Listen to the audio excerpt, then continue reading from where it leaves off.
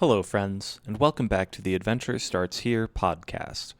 This week, we played MIO, Memories in Orbit, a Metroidvania published by Focus Entertainment. Please be aware of spoilers. We discuss the game's narrative and characters in depth as well as gameplay mechanics. We also discuss some light spoilers for Expedition 33 as well as Hollow Knight Silksong. Nothing too specific, but if you haven't played those games and want a purist experience, consider listening after you have played those. With that out of the way, enjoy the episode.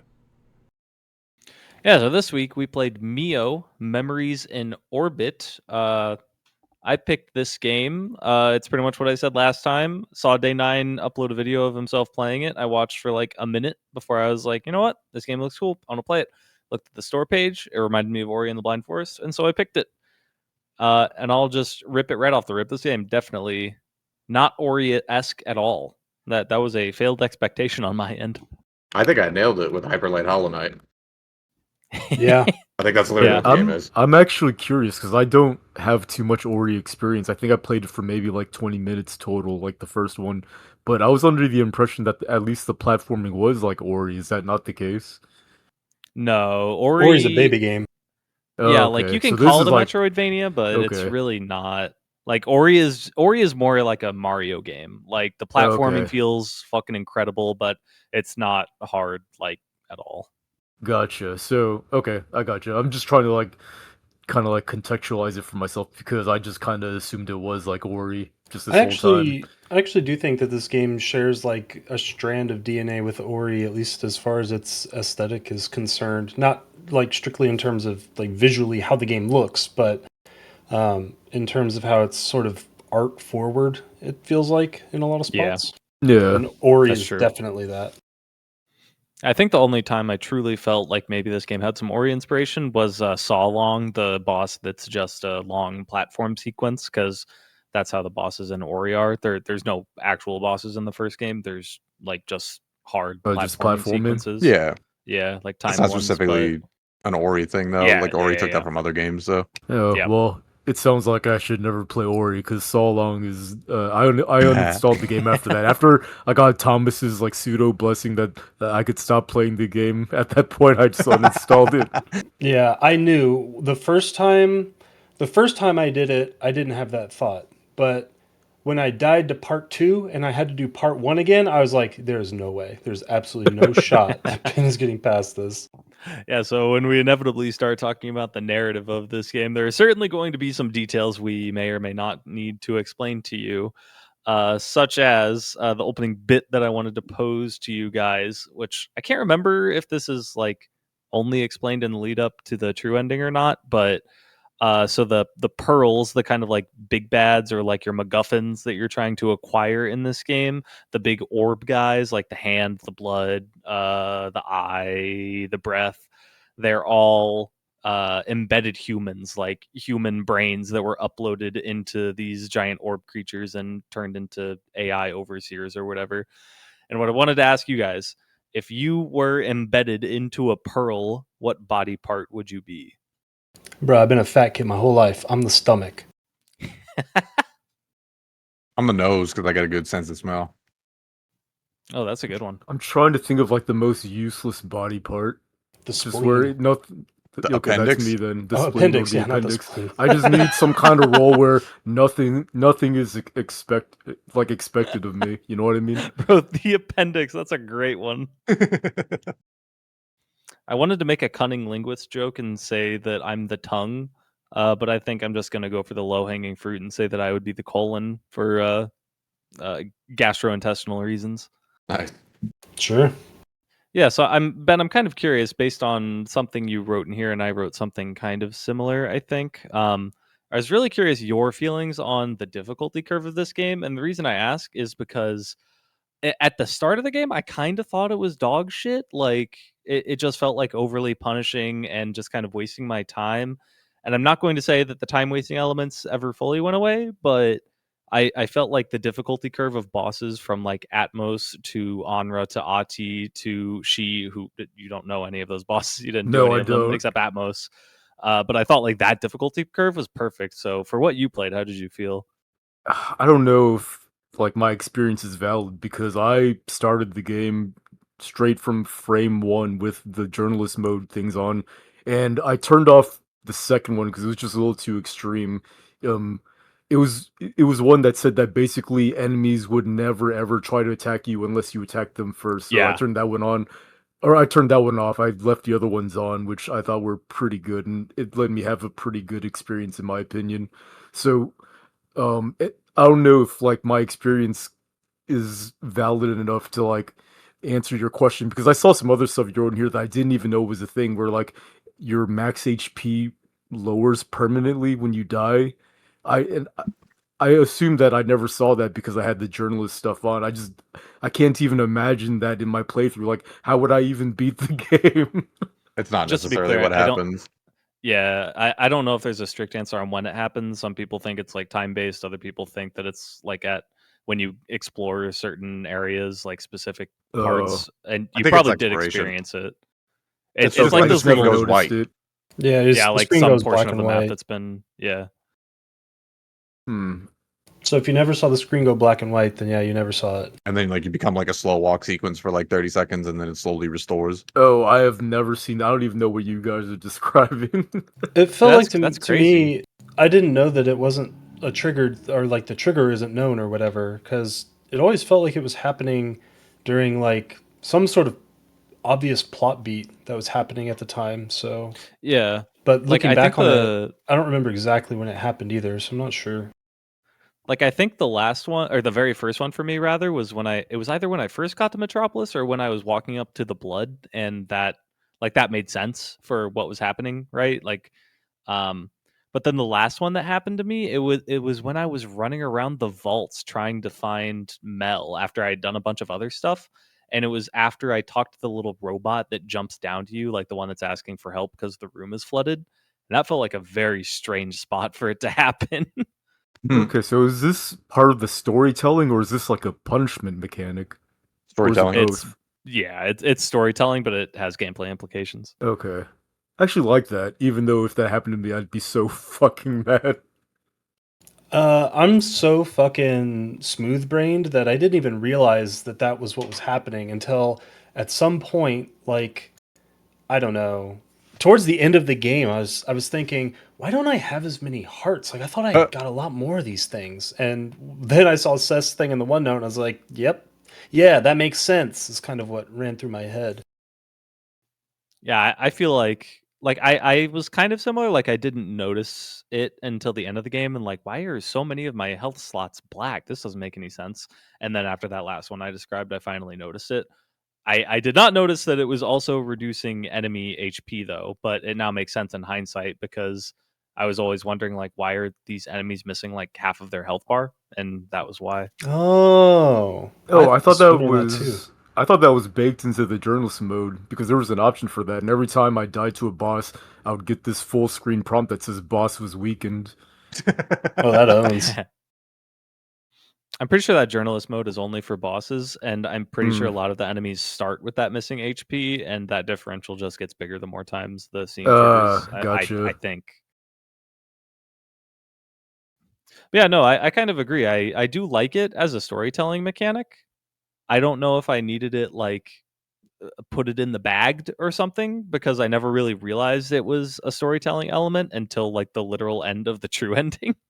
Is that just because the feedback was poor to non-existent, or I I would because I argue don't? against that point. 'Cause I think we Yeah. get a couple dent heads in here because it was Yeah. pretty obvious that Yeah, I the mean, world is it decaying. literally And also it's very slashes through your obvious. health bar. Oh no, you It's guys, very obvious that you lose health. you permanently. guys have no idea how dented I am with respect to this game. So here's the truth. So remember in Discord when I parsed that Reddit post so I could try to figure out what happened in this game's Yeah. story? That AI overview is when I literally first learned that the main character's name is MIO. Jesus Christ. That's pretty outstanding. I'm not gonna lie. did I just like miss like did I miss a line where they say like something No, along those lines? no, Of what? Of it's his name's Mio? okay. Yeah, that's pretty bad. The decaying thing. That one's bad. I Yeah, think it I was just mean, heavily implied. Before I knew what was going on, that's what I thought was going on. if you go back and watch one of those scenes happen on YouTube, it's like you will wonder how the fuck you didn't notice, because you're going so slow, everything's black and white. Like the only thing that you can really focus your eyes on is your health bar, because they do these like very, very pointed animations, like cutting through your health Yeah. bar. Okay. So Yeah. it's very obvious, and I'm just stupid. In my defense, I never saw that, so I just learned about it. I think you saw Mio's name though. Yeah, I do. I think just, so. Definitely I just assumed MIO was an abbreviation for memories in orbit. I mean, it is. It is. I thought that's its only purpose, but I mean, it makes And sense that the character's name's Mio. I only brought that information up to illustrate how dumb I am. So And I mean, I will say this with regards to it too. I did notice it as a storytelling element. It was just like the very last one, because like I said, you help that little robot in the flooded room and he starts walking away, and that's when it triggered for me. And when the little scene fade to white thing is gone, like he was dead on the floor. And I was like, oh, okay, now I understand. And I'm guessing because I think I saw some videos where a certain NPC was alive, but they were dead for me when I went there. There must just be random NPCs that you can interact think with, so. but die after a certain amount of time. I'm pretty sure, if not all of them, most of them that like you walk up to and says beyond repair or whatever died that way. Yeah, I Yeah, believe that's so too. interesting. Well, I can't remember our vibes when we played Unsighted. Did we like that in Unsighted, or did we dislike it? Which part? Like the NPCs dying? Yeah, the NPCs Did having we a all limited turn it time. off? oh, I turned that shit off with journalist mode. I think Thomas was the only one that actually like played the Yeah. game legit. I kept it on all the way through the game, and it did make me probably hold W a little more than I would have, but it never felt threatening from what I can remember of that Yeah. game, which is not a lot. I think that's what you said too. Like when we played it. Is it something that you cared about in this game, or did you not really notice it? Like, I didn't realize what was happening. I was Yeah. wondering what the hell all the beyond repair stuff meant. That was Oh, I'll be that's honest. what that Here's what I was? thought. I thought it was Kickstarter backers. I thought like, Oh, this that's is funny. probably just their way of putting like big donors in the game or whatever. I didn't know that the beyond repair guys could even be that until Seth said that like some of them aren't broken in this conversation. That's when I was like, oh, that's probably why those are there. Oh, Like that's I didn't experience those at all. I don't I- want to spread misinformation, but I'm pretty sure I watched a video where there was an NPC alive that was not for me, and so I'm extrapolating there. That's interesting. I mean, if that's the case, that's pretty cool. It makes me wonder what sort of plot threads I might have missed. It also makes me wonder like how fast some of them can die, because I remember seeing that can't repair thing like very early on. It also might just be some that were already dead. I can't imagine they're all just- unfixable. Yeah, maybe like at least one starts like that by Yeah. default for storytelling purposes. But yeah, it doesn't really bother me that much. But I'm going to rewind a little bit because I'm curious if Jordan also felt the same about what Ben was talking about, insofar as how the beginning of the game feels very angering. Because I think at some point towards the start of this game, was it this game where I said if this game does this, it's going to be my first 0 out of 10? There was something. I think it was like annoying runbacks or some shit that had me thinking in the first hour or two of this game, like, oh my god, I am going to hate this fucking game. But that opinion morphed a lot as time went on. It sounds like the three of us are in agreement with that. In agreement with that, you like the runbacks? No. That the first hour or two of the game was really tedious, but it just got better from there. It hinted at things that were going to be really fucking annoying, but it never really cashed in on that. The only thing at the beginning that I was like, oh boy, here we go, was the die and you lose your currency thing. But then that like they worked around it in a way that like I don't even know why it's in the game, but it didn't bother me like it does in Hollow Knight. The thought that I had with regards to that very early on, like I just to explain how I played this game, I basically played the game over the course of 2 days, more or less. And in the first day, I did all of the pearls, I think, except for the hand, and then I did the rest of the game up to the true ending in the second day. So when I reference first day and second day, that's when I'm talking about. And bro, everything up to the end of my first day, I was thinking like, oh my god, wow, they made a currency system that's somehow worse than Hollow Knight and Dark Souls. That's impressive that they made something that bad. Because I don't know, it's like what you said. I don't even understand why, if you're going to add the like crystallized Nakra as a currency, why do you even have the loss mechanic in the first So place? you What's the lose something point when of you it? die. Yeah, I didn't mind that mechanic because they were very generous with the crystallized. Yeah, I mean that's what I'm Nakra. saying. Like the crystallized thing I think solves the problem that Hollow Knight has, which is like if you die twice, then you lose everything, and then it just becomes tedium to get it back. I feel like this game just kind of gives you a lot of currency and also gives you ways to make it permanent currency, and I think that that's a much better design than Hollow Knight. Yeah, I did warm up to it after that first day. When number one, like you guys said, the game is pretty generous with you, and I kind of leaned into it as like it's a choice you can make. Like I think the crystallized Nakra things are marked on your map. I want to say, I could be wrong. But either way, I just kind of viewed it as a choice. Like if I decided to kill a bunch of enemies on the way to this thing, or I'm exploring and I happen to not die, I can like go to one of those crystallized Nakra spots and permanent it. Yeah, And also, like, I don't know, I just never had that strong of an incentive to want to spend all of it. Like there's not really that many things to buy. yeah. I mean that would be the big Yeah. problem that I think. Where I also think I'd probably just missed maybe one or two of like the extra shop unlock things. I don't know how many there are, but I didn't have like a lot of the augments or whatever they're called by the end of the game. Like that page was barren for me. Yeah, I will same. say the shop felt more. What's that old thing called? Like the old gear or some shit. I forget Yeah, what the item's called. yeah, You're way more limited by that than you are Nakra. But I think if you weren't as limited by finding those, then the um, losing your currency on death system might have felt a little bit more annoying if it Yeah. was something where I was actively trying to farm it versus yeah.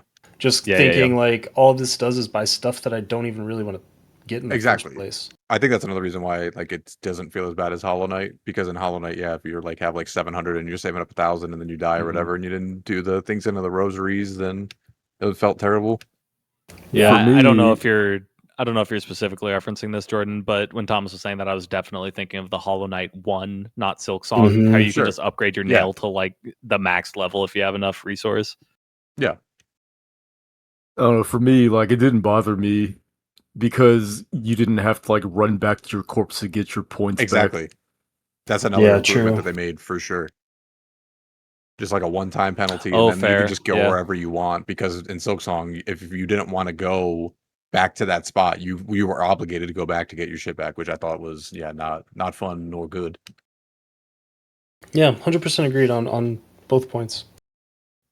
But so insofar as the currency, yeah, I kind of warmed up to it to be middling / good on it. I think I like it a little more than like your Silk Songs and Dark Souls of the world. How did you guys feel about how limited the bonfires and the fact that you had to find the torn overseers were? I felt like finding the torn overseers was almost entirely just an inconvenience. I never really felt rewarded for exploring by them. Yeah, I'd rather just the fast travel points unlock immediately. I did actually like the other system though, kinda. I think I have two things here for me. I think they're a little stingy with the initial bonfires and the overseers. It takes a while, but by the end of the game, I felt like I could traverse the map like pretty quickly from any fast travel point. But one thing that did annoy me was how the upper part of the bonfires and the lower part in the labs and the others I can't remember the name of right now. I didn't like how disconnected they were, so I would have to like go to this bonfire, walk left, go into Dr. Halen's fucking laboratory, go down a shuttle, and then walk right to find the fast travel point so I could go to the labs. It was way too many steps to get to the bonfires that were down there. But that's it's honestly sort of just being nitpicky that really bugged me. But overall, I think the system was okay. I didn't mind having to find the overseers because it's obviously there to um, promote you exploring a little more, like checking out more nooks and crannies than you might have otherwise.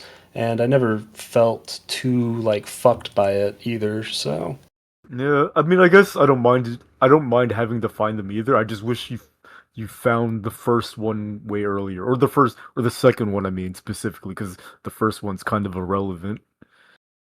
I think something small that I would have liked for it that would have improved my mood on it is just if like when you were sitting at the attuner, if it just did like a soft ray trace in the direction of where the torn overseer that you need to find is, just to give you like a nugget of like Yeah, direction for exploration. Because if you don't know where one is, like if you're looking for the one in the vaults, maybe like you're just gonna meander fucking forever until you can inevitably find the huge quality of life increase that it is. I mean, the vaults one, that's tied to like the true ending shit, though, right?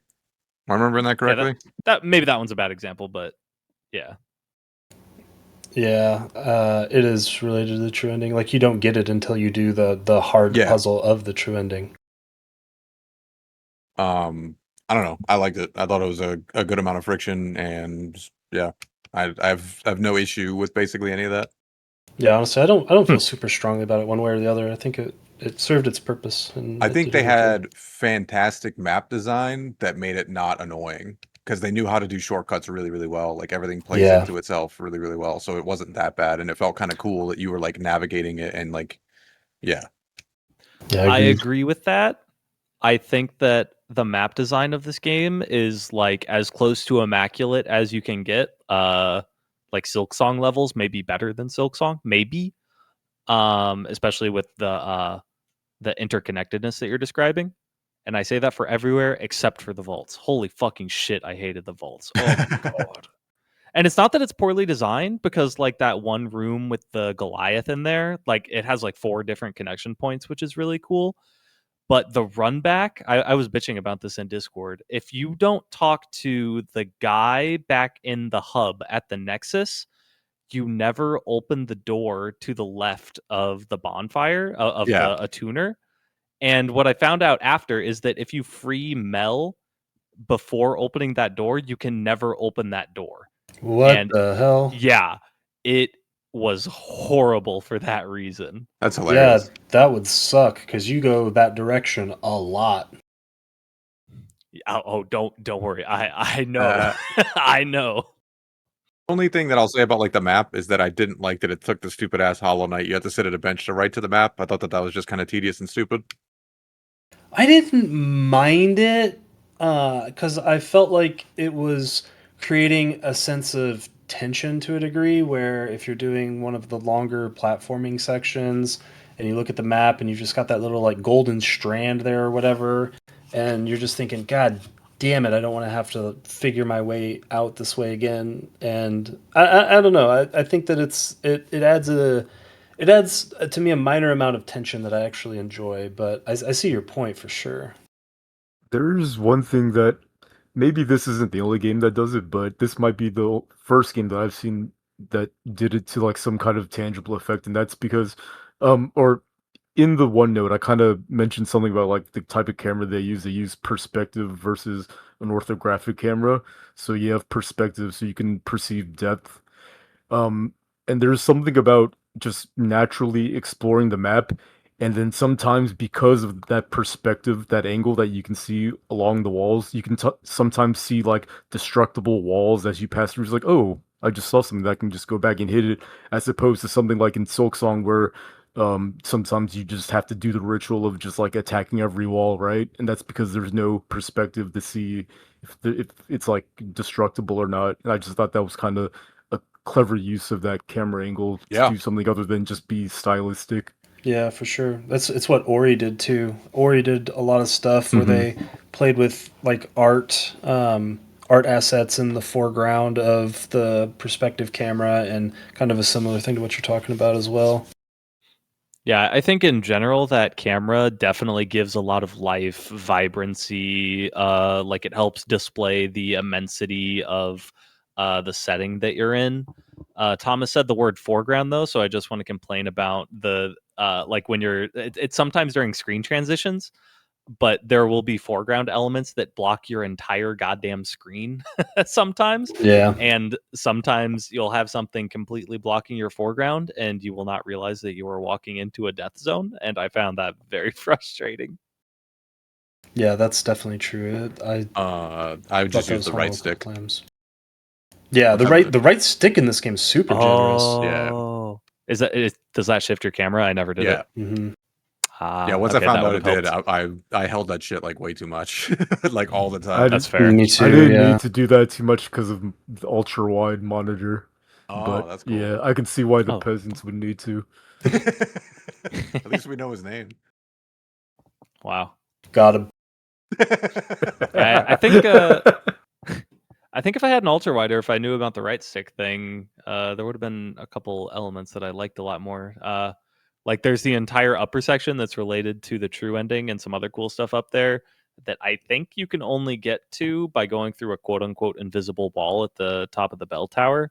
But that's probably a lot easier to see if you use the right stick or ultra wide. So that's interesting. Yeah, Yeah, I mostly the use right it for stick like was awesome. platforming, like Yeah, like me in the too. Crucible and shit. Oh yeah, that definitely would have Same. been useful. Well, let's talk about the platforming.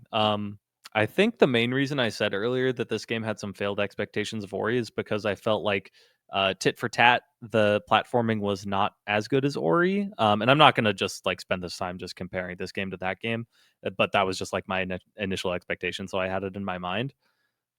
But by the end of the game, I think that the Crucible was better than any platforming in Ori. I think the Crucible was worth every single point of frustration that I had at that game up to that point. I think Yeah, the Crucible was incredible. I One can only thing I speak will to the Blind say, Forest. Oh, go ahead, Ben. one thing I will say about the platforming is that even though it's technically the reason why I uninstalled the game because it was so long, I the platforming was my most favorite part of this game. I thought it was really cool and like super fluid, and I just the pace at which you're expected to do it and how intimidating it is, but then you just do it and you pull it off and just like, holy shit, I just did that. It actually felt pretty good. I mean, this Yeah, game I is a agree. platformer. This Hmm. game is nothing but combat. Like the boss fights are a thing, but if it's not a boss fight, the combat's basically non-existent. This game is just straight up a platformer. Yeah, I mean, you don't even really unlock any sort of new combat moves unless you Nope. count the slingshot. I never used that in combat unless like Yeah. a mechanic made you use it. Yeah, it only ever happened accidentally for me. So yeah. I think there's a couple of modifiers like the hairpin heavy attack one that I might count as a new Oh, sure, attack. yeah. Yeah, that's I fair. I I didn't use personally those. I did personally take into account slingshot specifically for the true ending final boss, but otherwise, yeah, I didn't really use it much. Oh, hold on. There is one grievance I do need to specify with platforming. So, like the little Halo shield thing you get, where you just like stand on the ground, you get a shield. The fact that like you have to wait for that to recharge after you die and respawn was very, very infuriating. How many times Wait, did what is you that? actually? It's when you stand on the. It's a journalist mode. That's also a Oh, modifier you okay, can okay, okay. find. Yeah, you Yes, stand I on the saw. ground and get a shield. So I saw Tom say something about that in the Discord early on, but then I couldn't find the message afterwards because I thought it was an augment. So that's a setting? It's a journalist mode It's setting, and both. from Thomas, Oh, I okay. believe it's also an Okay, augment. I never found the Yeah. augment. Yeah, it's what really? It's what Mel gives you as soon as you talk to him after you rescue him. It's like one knacker in the freaking shop or whatever. Is What's that? it called? Gratitude or something? I mean, I remember buying that, but I didn't think that's what it said. It's the one that costs It's 40 memory slots and yeah, it just gives you the yeah. health boost thing. It doesn't stack with the journalist mode one either. Like they're independent. Maybe I just can't Um, read. but yeah, I Ben, how many times did you accidentally die during a platform sequence because you forgot to recharge your shield? Never. Th- Once I lost one I health, I was did like, I'm a dumbass. even after I knew that that was the thing, I still did it because I would I just did get it all the impatient. time. I did it so much because like I didn't play with it for pretty much the entire game. I actually only turned it on once I got the modifier from Mel, and I was just like, I mean, I could like shuffle these on and off for platforming versus combat, but I'm just gonna turn on the journalist mode option so I don't have to do that, and that felt Uh, fine to me. But um, I I also use it for combat purposes. It is really good in combat. It's the only source Oh, of yeah. healing. It's the best modifier in the game by a huge margin. I think it's the only reason I was able to kill the true ending final boss. Hmm. But I just wanted to mention that my enjoyment of the platforming went up significantly after I turned on that setting. Significantly. I can't even imagine playing without it. There is no way I would have tolerated it It at all. sucked. There was some hard platforming sections in the east side of the map. God, I can't remember the name of the zones. I'm gonna pull up a map where I definitely died multiple times and would have to redo everything, and it was frustrating as shit. And that area wasn't that hard though. If I would have had to do that in Crucible, I probably wouldn't have beat the game. Yeah, I accidentally died a couple times in the Crucible because I forgot to recharge it, and I was fucking beating myself up over it. It was so annoying. That's funny. I don't know. I thought the Crucible was sick, and I thought that just Mhm. having to do it with like the checkpoints and everything, and how you like notice yourself learning is like peak platforming stuff. So I'm kind of glad I didn't properly read that augment, because yeah, I think it would have made it less enjoyable for me. Really? Yeah, you would have Damn. been dialed the fuck in. Yeah, Yeah. you did. Oh my god, that's like doing locate loot. No, I'm just kidding. I don't know if it's that hard, but it's hard. I wouldn't do it. So, uh, as far as the platforming goes, it is fucking badass in this game. I like it a lot, and I think everything is really well designed. And I specifically want to shout out this one that I linked a video of in the channel where it's really interesting. I thought it was really cool the way they did it, because your natural inclination is to follow a long path, but then the more times that you fail it but you get to the next step, you'll realize, oh, I can just shortcut through this lamp or whatever. But you're going to follow the sort of natural path that your brain tells you to go, which is longer. And it just felt like each time I did that and I failed at it, I just realized that I could take these like small little shortcuts that aren't obvious until you get past them. Yeah, I feel very similarly. There were several moments where I was like the platforming kind of felt like Celeste coded, where it's like a very specific set of inputs that feel really good to do, and you feel good when you pull it off. But then you get to some of the harder sections in the game, or even some of the areas you're describing, and you realize there's actually a lot more options than you initially thought once you have like the full toolkit at your disposal. Because Yeah. there's always the option of like hairpin up, wait for the recharge, and then hairpin to the next one. Or you could just like go, right? Like there's a lot of options, especially when Strider gets put in the mix. Yeah, the fact that you can, when you hit something in the air, it resets your jump is like insane that they just give that to you. Isn't that something that we wanted in Silksong, or am I imagining that? Something Probably. about that. Probably something related to like platforming expanse wouldn't surprise me, because I mean this game really just like gives you like, it just gives you a bunch of shit at the start like by Mhm. default, and you're like hell yeah, and then it gives you like a wall climb and you're like what the fuck. Yeah, shout out to the upside down pogo. I probably should have thought of a better name for it, because I thought that was a really cool subversion of all the Hollow Knight shit. The pogo in Yeah. that game where you do it from underneath and just get infinite jumps. Yeah, and like especially when you're doing the right side of the crucible with the blades, and you realize like there's the one spinny like you have to rotate the internal part to get inside the core or Yeah. whatever. There's a couple of them, and you realize you can just do infinite pogos around one blade. And that's really fun to like. It's not even particularly hard once you know how to do it, but it's just really fun to do. Yeah. Yeah, I got set answer to this, but did you prefer the left side or the right side of Crucible, Jordan? Right. By like a lot. Yeah, same. Agreed. Left was just kind of like an annoying, it felt like a Super Metroid escape sequence kind of thing where I don't, it didn't feel like that cool to do. It was more just like meh. Yeah, it was kind of annoying to me, the left side, because of I mean, obviously restarting, right? Because you have to wait for the water to go up, then go down. But at the Yeah. same time, as you were going through it and retrying, the water never felt like a threat, other than just something I had to wait for. Yeah. Oh, I was gonna say, because when I was doing it, the water always started at the top and was draining like Yep. immediately. So in theory, I didn't need to wait for it.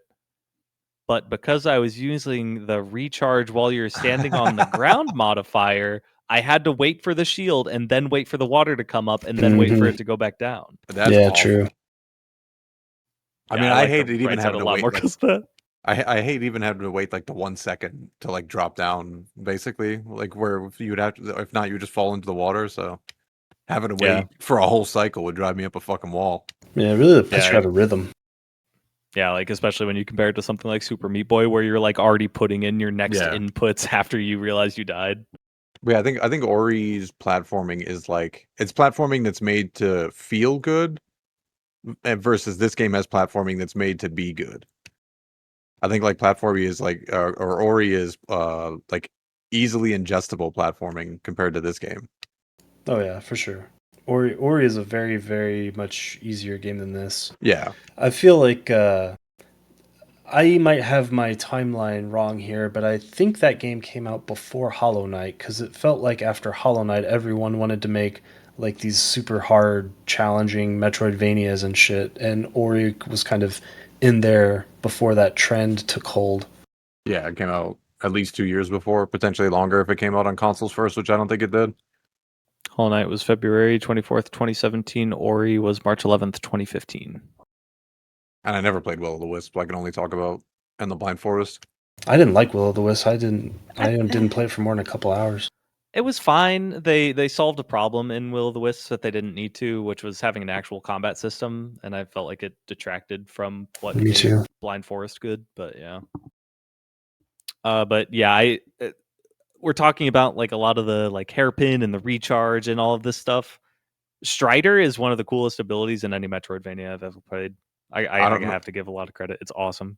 I don't know any of the names. Is that the you turn into a Spider spider legs one? one. Yeah, it Yeah. lets you go everywhere. It made me think of that one moment in Unsighted when you get like the, I forgot what the ability was, but basically I think it was it was like double hook shot, and when you got that, you felt like you could just literally go anywhere, and that's how I felt Yeah. about Strider.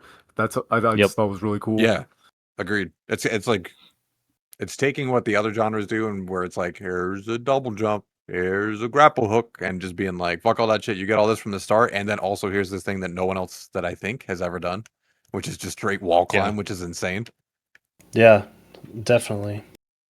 And also, I didn't And- even know until after I beat the true ending and went back and looked at you guys talking that there was like the dash, Strider boost. the Envisia dash thing. I was like, Yep. what the fuck is this? I think that's the Yeah, when, fastest way to go horizontal. I For think. sure it is. 'Cause It's yeah, significantly faster. It's like twice as fast. yeah, I just like opened the game again after I saw you guys say that, and I was like, what the fuck, man? Why this game would have Yeah. been so much easier? When Ben was bringing up the unsighted reference, I thought he was going to reference the I think it's like the wall jump in that game. I want to say where you have it the entire game, but you don't realize it. Yeah. No, Yeah, I know what you're and- talking about, but yeah, I wasn't talking And it about was that. exactly like this game with the Dropping the down? downward dive Yeah. that you have from the start of the game, but then like triple that with the Strider boost because holy shit, that thing feels good. Yeah, I'm an idiot with the downward dive thing too. I again, I didn't know that was the thing, so I went back and talked to you guys. Like, I think I did it by accident once and got an Me achievement too. for it, and I was like, "What the fuck is a downward dive?" And then I was like, "Oh, that one I don't think would have been that useful. That felt more Yeah. like it just ground I get never back to the used ground it. quicker." Yeah, I almost never used it. Very critical in the speed run though. I believe it.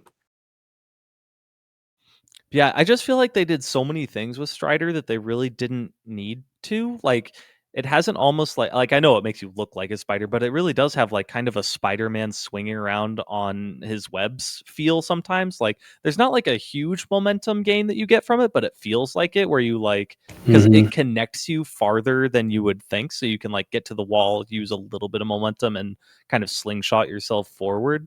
And it also has this like element of movement that looks like the game Carrion, where it's just really cool. Like in the Yeah. some of the sequences on the left side of the Crucible where you're climbing through the pipes or in the pipes in the vaults, and you're just like this fucking like spidery carrion beast moving through this thing, and it just looked really cool. It felt great.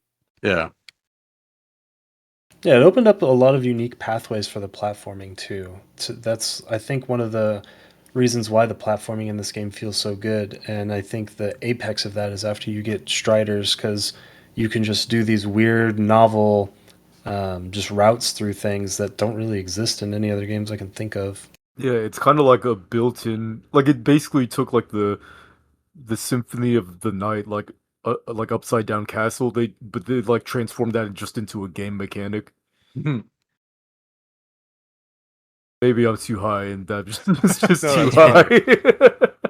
high. Yeah, I No. mean, I think that explanation is. I wish that's what it was because that sounds insane.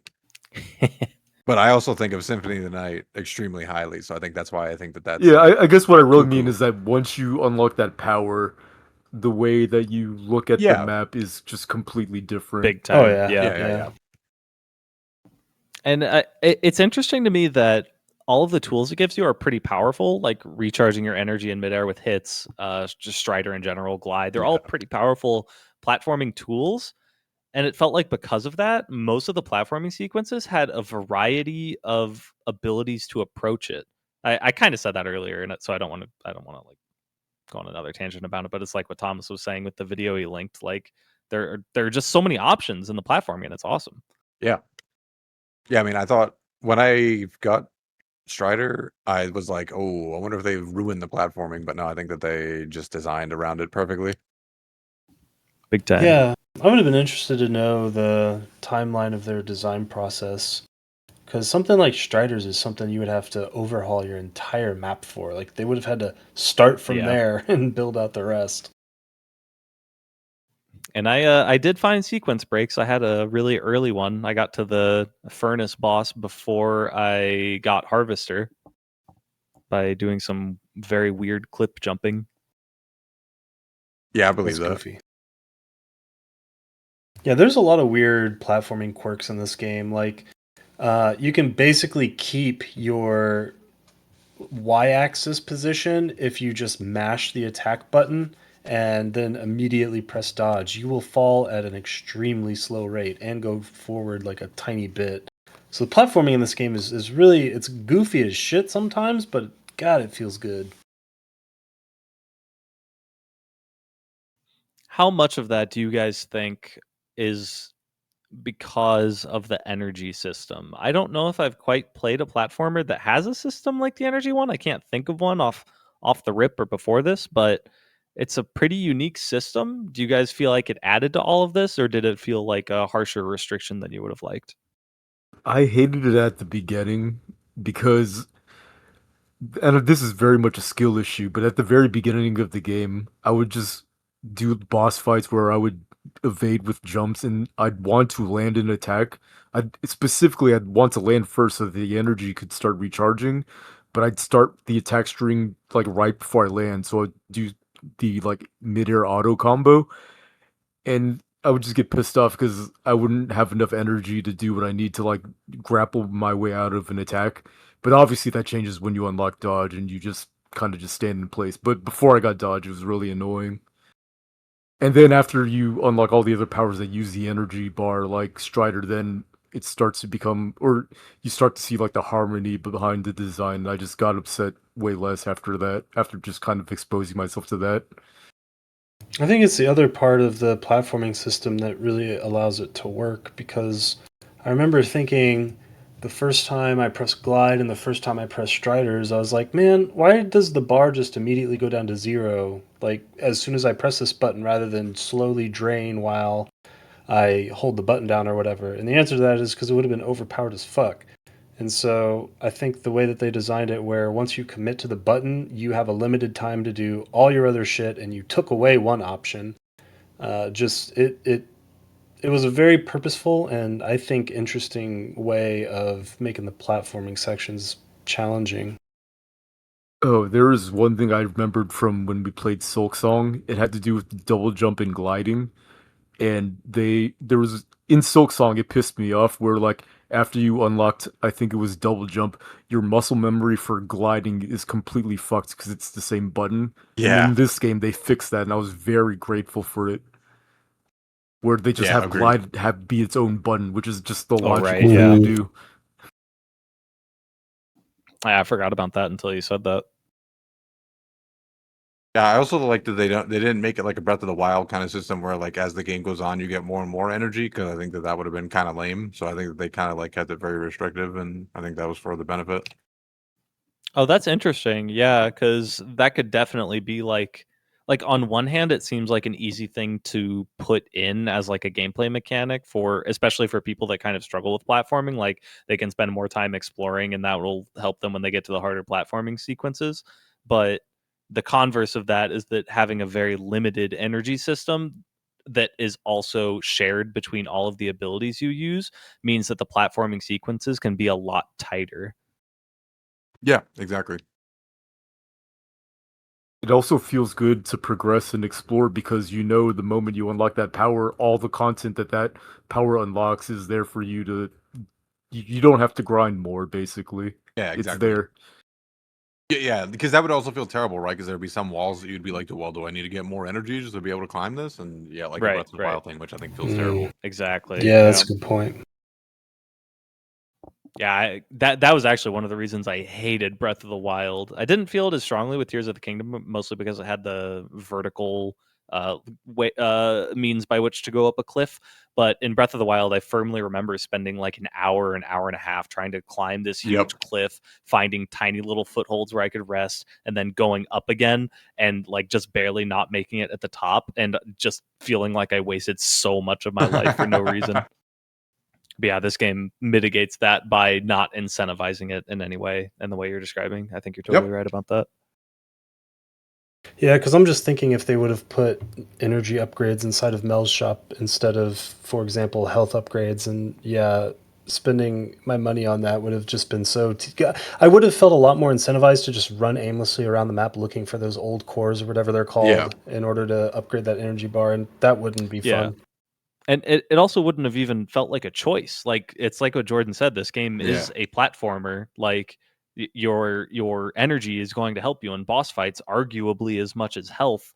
So you would always want to buy that at every point. Otherwise you're going to run into those points where you die in a platforming sequence, lose like 15 minutes because of the backtracking it's going to cause, and then you're kicking yourself because you should have bought the energy. It's very smart to have not included that. Yeah. Speaking of backtracking to find stuff, how many of the damage upgrades did you guys find? Damage upgrades? Damage What does that mean? upgrades.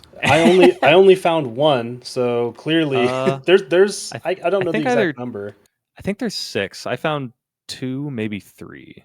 Wait, what does it say? Like you do more damage? Literally just You buffs do your more damage. That's it. Is it just an augment? Because I got an don't think augment I that found says one. my No, last hit of the combo does more damage. That's No, yeah, it's, I'm with Ben. it's not an augment. entirely independent of every system. It's just its own thing that just says your damage increases. I That's might it. have found one early on, maybe, because that vaguely Yeah. rings a bell, but I don't think more than that. There's a very early one in the ice place, the apartments or whatever, dwellings. That's what it is, and that was the only one I ever found. I found one in the first hour of the game, and then never found another one.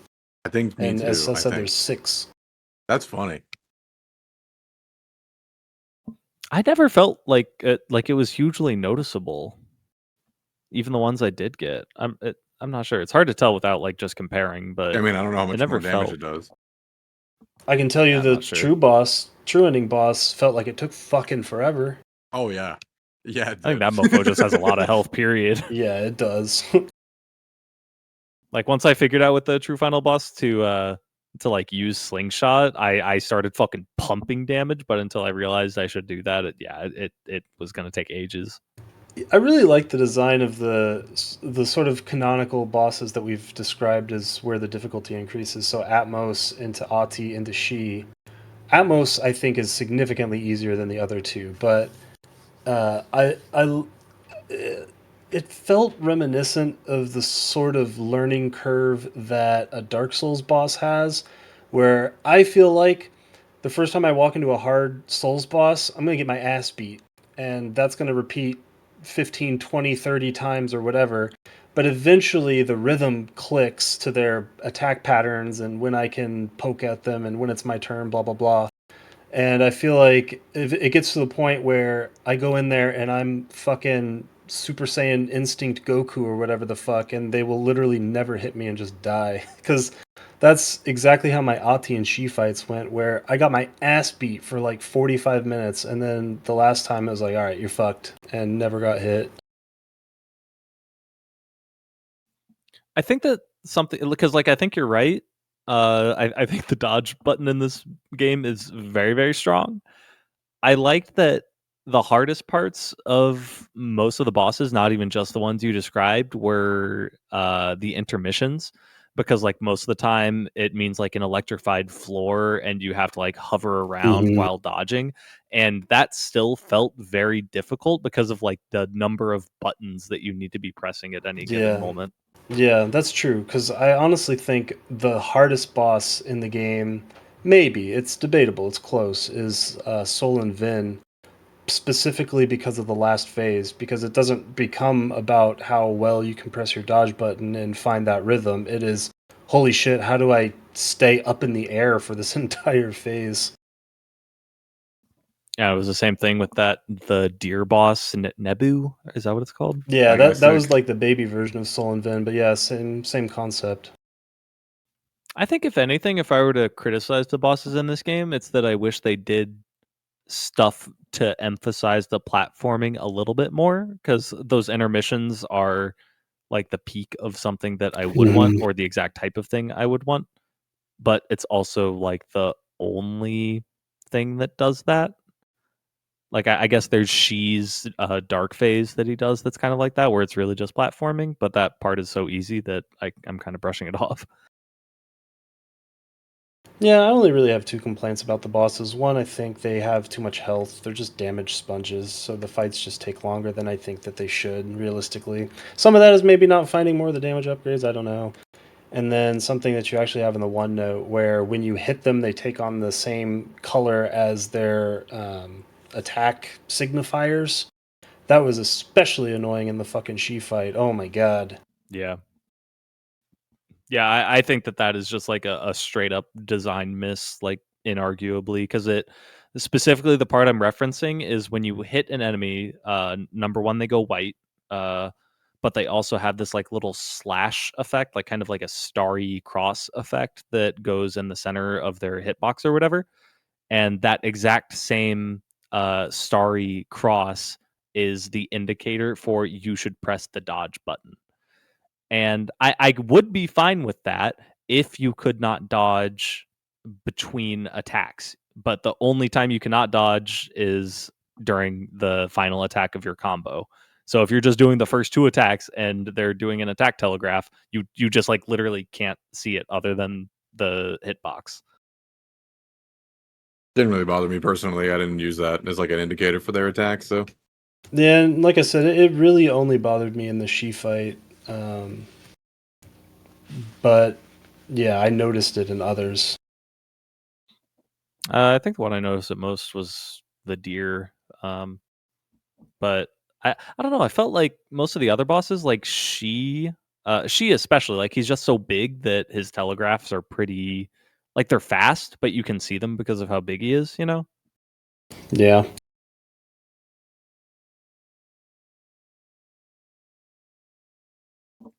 Okay.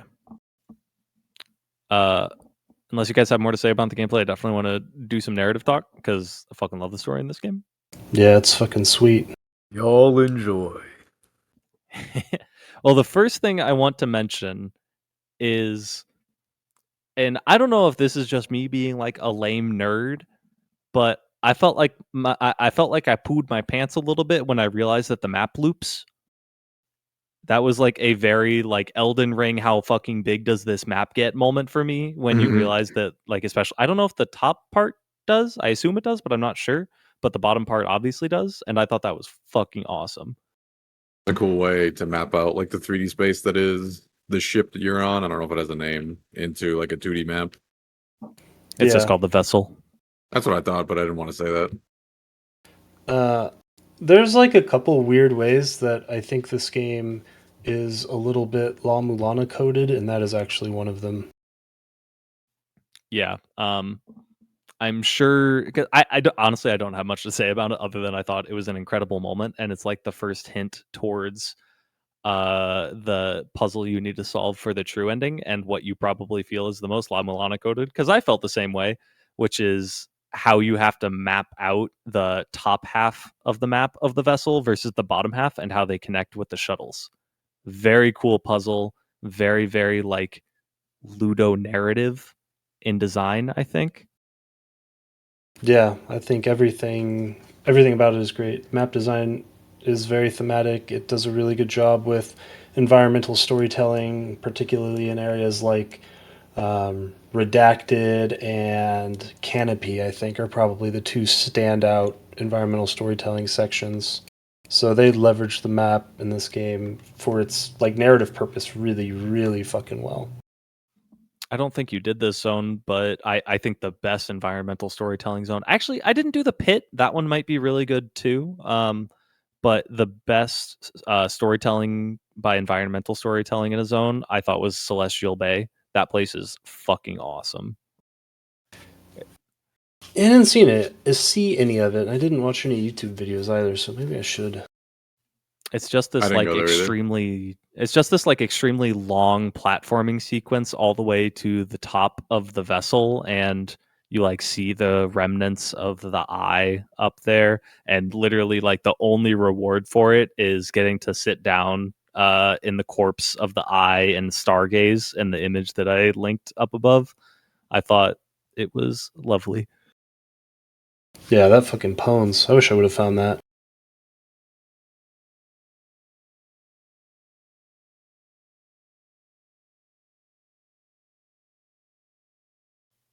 I feel like there's a couple different areas we could start at with the story. Is there anything you guys want to get off your chest to start with? Outside of my meta question, there's really I don't know. It's hard to find an entry point into talking about the narrative of this game. I'm just waiting for you guys to tell me what the story of the game is. I'll do Well, a quick let me TLDR, or Seth can. I don't care.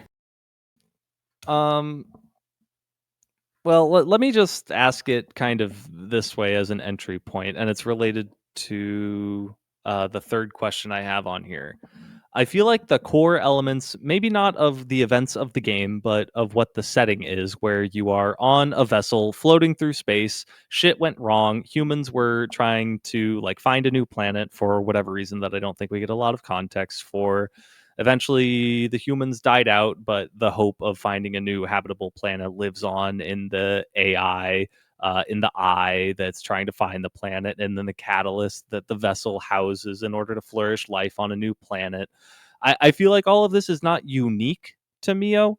I feel like this is a story I've seen before. Like in some ways, it feels like the like broad structure feels like a carbon copy of something like Interstellar, and then the direct references to Aniara feel even closer. There is something about this game that stands out a lot to me. I'm curious if you guys also feel like the story of this game stands out to you in some notable ways and what those ways are. For me, it's I don't know. I just feel like the story is told with a lot of care and love and like yeah, just like care about the characters that they wrote. And so even if like the beats that the game hits on are things I've seen before, it just feels so honest to itself to me. Yeah, a sneak peek into my final review of this game is that the last sentence ends with, "This is a game that wins you over with its heart, atmosphere, and presentation more than its core gameplay loop." So, yeah, I 100% agree. And even, it's funny because the stories that you feel like this game may have been derivative of were totally different from what I thought when I was going through the game, because I felt like this game was, um, it was not stealing. I don't even want to say it cribbed from it, but it shares a lot of DNA with NieR Automata, I thought, in a Yeah, for lot sure. of ways. More so than just its robots. There's a lot of sort of this melancholic robot struggling to find their purpose when humans have become this sort of distant memory almost. And um, I completely agree with your point that I think that this game's story and narrative punches above its weight class for, if you were to read the short wiki synopsis of this, you'd be like, eh, but it is definitely the way in which it's told that makes it work, I think.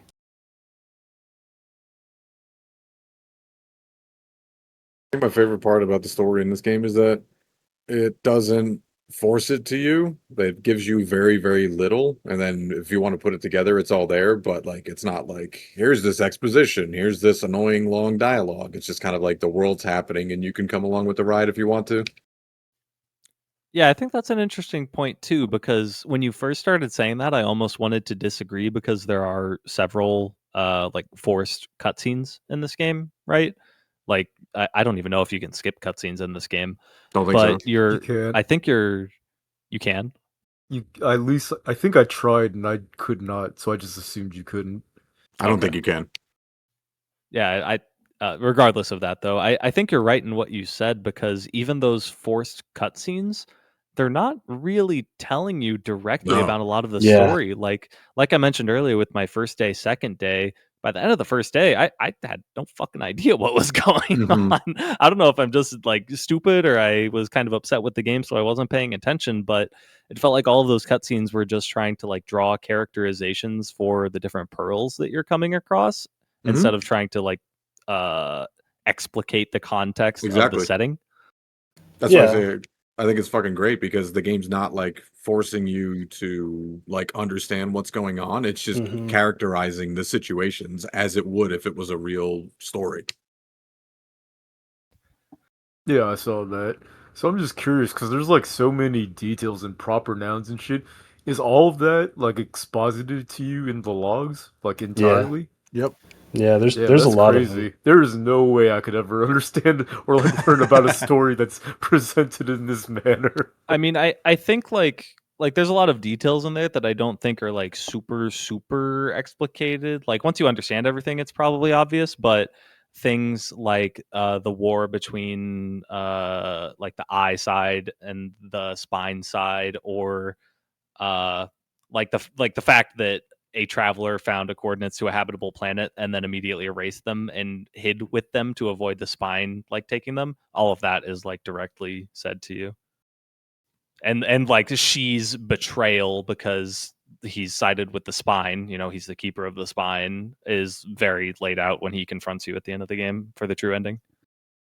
Yeah, for me personally, even the characters like talking to me like directly with dialogue didn't help too much because it kind of had that problem that I had in Silk Song where like my eyes just kind of glaze over when I see the dialogue box come up and it's just like in that like higher up position on the screen and it's hard to tell like who's talking and it like just fades and like real droll like and it's I don't know, it just feels more ceremonial than like a conversation's happening, so I kind of just tuned it out. Well, the way that I like absorb stories in this game is that I take press select to open log very seriously, and anytime I pick one of those up, if you tell me to read it, I'm going to read it. It's different from something like, I don't know, Dead Estate or whatever, where I'm not going to try and like dial into every little piece of dialogue and lore or whatever because the game wasn't telling me to, so I'm not going to treat it like it's important, which is different for games like this where you pick up a log and the game says press this button to read it, and so I end up reading all that shit, which ends up leading to me also reading all of the item descriptions and everything because there's a lot of shit packed in those too. And really, I think all the cutscenes purpose, where there's actually people talking back and forth, is really only there to backfill what you've learned throughout the logs by and large. So the fact that you don't really glean anything about the plot or the story makes a lot of sense because that's not their job. Their job is not to fill you in on what's going on. Their job is to fill you in on what's happening, which are Yeah. two Well, different things. here's something that like I kind of want to bring Ben in with this question that I wrote down as well. Um, I like I felt very similarly to Ben in that first day, like the first half of me playing this game. I honestly did not care about the story. I read the journals, but like at that point I didn't know if this was a narrative that was going to come together or if it was just like I think Ben and I are a little bit like triple A coded in our ignorance of logs sometimes, where like you play a Bioshock game and it's maybe actually Bioshock's a bad example, but you guys know what I mean, where like you find Yeah. pages and pages and pages of text and it's just like mindless shit that you don't care about in triple A games. It turns out the logs in this game are very relevant to the story. But the question I want to ask is, I feel like in a story like this, where like your main buddy, she, the keeper of the spine, is lying to you, and the entire purpose of the narrative of the game is for the entire vessel to go kaput in order to foster life for people that you're never going to meet over the course of the game. You have to strike this really careful balance of likable characters versus an engaging plot and like all of this, because all of these characters are just going to die, and also you're being lied to for most of the game by she. And so it kind of sounds to me like that didn't affect Thomas and Jordan, but I think it did kind of affect me and Ben. Realistically, I don't know how they could tell a story like this another way and keep it like as a Metroidvania. Because like to appease someone like me, I think to make this story palatable to me and make it still a Metroidvania that's got like a brisk pace that's pleasant to play, I don't think that game can exist. It would just make everyone else mad. Oh yeah, I mean, this is just going to devolve into a conversation about putting the story in the bag, which this game doesn't do. So we don't need to rehash that for like the millionth time. I think that this game is just it tells the story in the exact same way that like a Souls game or an Elden Ring does, where all of the plot is in the item descriptions, and if you don't read that and you talk to all the NPCs, it's just going to sound like cryptic gobbledygook. And some of it is, to be fair, but all of the story of those games is told inside of item descriptions and shit and environmentally, and that's exactly what this game does too. So if you're not inclined to read that stuff, you're just not inclined to read it, and you probably never will. I think even if you don't know what the story is, you can still pick up enough to know like kind of what's going on just through the cutscenes with the pearls. And Yep. I think that that's Yeah. like good enough because I think the performances that all of the pearls do, like I think this is probably just the most beautifully sad game I've ever played. Like I don't think there's Yep. any game that's more beautifully sad than this game is.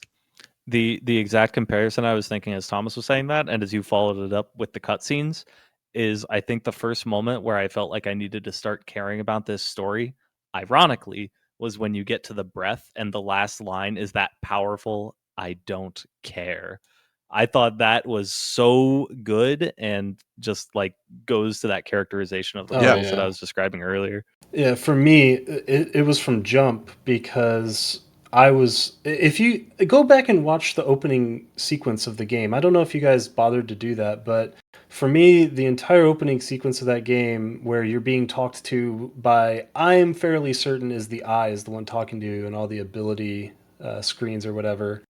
Uh, I just thought, damn, this shit is actually like very well written. So I'm gonna just pay attention to this shit because they actually wrote this game very, very fucking well. The French are just good writers. I think I just have to accept that fact. I wrote so many things in my notes that would make everybody so angry. And what you just said reminded me of one such a zinger that I wrote. Yeah, I mean, I knew that Go this for story it. was not going to click with you. So you're not telling me anything I So, was unaware I guess of. just as a teaser, the first sentence of the screed that I wrote is that I hate French people.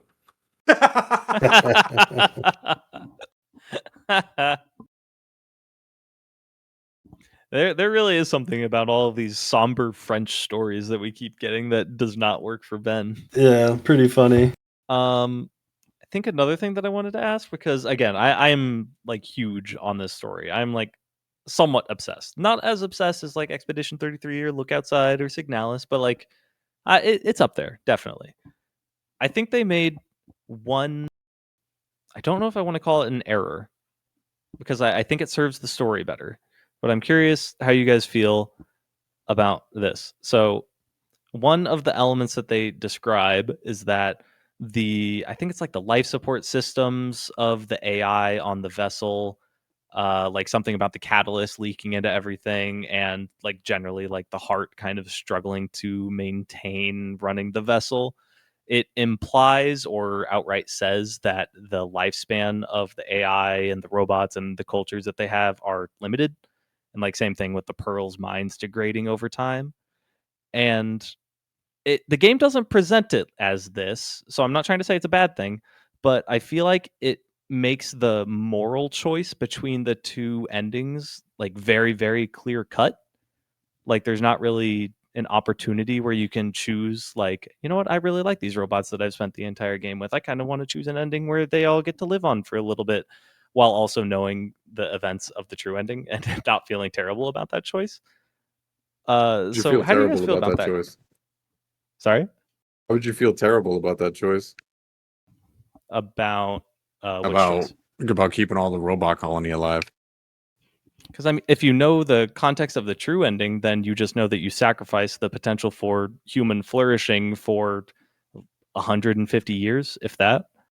I mean, it's the same thing like Expedition 33, though, right? It's just like a matter of like what's more important to you, the characters that you spent within the game, or like the beings that extend past the universe that you played in. I think it's like the same exact question. I see that. I just think that they went even farther in the direction of like the MIO ending from Expedition 33 by saying there is like a hard limit to how long these people can survive, right? Like even in the MIO ending in Expedition 33, like I think she could stay in the painting forever and be like, fine. We don't need to get in Expedition 33. She would basically lose her mind and die eventually, yeah. Same thing I think it's like almost the same choices in this game. This game, I don't think it's like ending A and ending B. I think it's like ending 1 and ending 2. Like I don't think that I don't think a true ending is the right way to say it. I think like alternate ending. That's funny because I don't actually agree with that at all. I felt like there was a very clear moral choice between the two because here's how I think about it. I think, well, let's say ending A and ending B. So ending A, the normal ending, that one to me is extraordinarily nihilistic because you don't know how long the robots have, but the sort of instinct that I think you're supposed to have is that they don't have very long. And all that they're doing is just floating aimlessly through space, and the humans are all already dead. And so once that heart goes, everything goes. Versus ending B, the true ending, you at least save some amount of people. Like there is a certain amount of redemption in that ending versus the just cold finality that ending A has. So I actually thought that the true ending label was like perfect because I felt like that was like the clear cut sort of moral choice that you should make. I like the beauty of ending A more than of ending B, of just being like, yeah, like you sacrifice yourself and you get to keep like the colony alive for a little bit longer. Yeah, that's interesting because I interpreted it so differently. I don't know if I necessarily see it as nihilistic. I think I see it kind of like Jordan described earlier, where it's like the like ending the ending where you crash the vessel onto the planet is choosing to sacrifice Mel and the bookkeeper and the librarians and the heart, everyone. And like that's where I feel like there would be a moral choice, but instead it's just she is the bad guy, he was lying to you, we need to do our mission, our time is limited. And the only issue I take in that is how explicitly all of that is laid out in terms of like the direction of morality. I just don't think they were going for a moral choice between the two endings. Oh yeah, but no, I don't. Now I'm getting torn on that because the two of you guys completely disagree on that fact. No, I mean I agree that they designed it where there's like a good ending and like a bad ending for sure, because they definitely paint like she and whatever his name is, Knowlton or whatever the guy's name is, like in the bad light, like they're the bad guys, and the true ending is like, or whatever you want to, yeah, like the Ember ending is clearly meant to be like the fuck the bad guys ending. Was there a post-credit scene after the first ending? There wasn't, right? No. Okay. Yeah, because I definitely think of it that way, where I don't know if I'd necessarily go so far as to say good ending, bad ending. I think I would say like maybe I would in the way that they wrote it. I think that they wrote it in a way that was bad ending, good ending for sure. Again, but I think that's if you know what the good ending is. Yeah, exactly. Like if you just do the normal ending, you're like, oh, okay, I got my friends to live a little longer. I did it. There's like an element of melancholy there for sure because I think you know that it's still limited because of how hard the heart is struggling. But again, I just feel like the consideration for the normal ending to be a happy ending is obliterated with the context of the true ending, and that makes the true ending like discovery more like fascinating and engaging, but it eliminates the possibility of a moral choice between the two. Yeah, I don't think that's a bad thing. I don't think every game has to have some moral dilemma like Last of Us and Clair Obscur, and primarily because that sort of thing is it's very fucking hard. Like name two other games that have that sort of very complex problem to wrestle with where you really don't know who comes out on top in terms of their moral or ethical structure or whatever. Uh, so I just didn't, the thought of thinking about it that way just never even entered my mind because, yeah, I do think that it's very much like this ending is meant to be better than this other ending. Yeah, and I'm certainly not necessarily like detracting anything from the game for that. I don't think it's the kind of story that they were intending to tell. I just kind of had it in my mind of like they made this a little bit black and white, maybe a little too black and white. I don't know. Like I said, I don't think that there's necessarily anything wrong with that. I think too many people try to do morally gray in their stories now, and a lot of them just aren't good at it. And yeah, like I said, there's a reason why the only two examples I could think of in video games are the only two I can think of in video games. So doing that shit is really hard. So I don't blame them for not even trying. Sure. Yeah, and again, I love the story in this game, so I'm certainly not going to rail on it in any kind of way. Because man, I just want to go back and look at the cutscenes for the pearls because the characterization of those fellas is so nice. Yeah, story of this game absolutely positively punches above its weight class, I think. I did not expect it to be as good as it is. Jordan, I'm not set if you said it outright. Did you actually like the story of this game? I think it's fine. I liked it more when I knew less. Like I intentionally didn't engage with like a lot of I didn't try to like dig down into it. Like I almost didn't do it at all. Like I didn't even read the synopsis because I just kind of liked what the game told me and what I found. And then when I learned more, I was like, yeah, this is fine. I thought it was fine.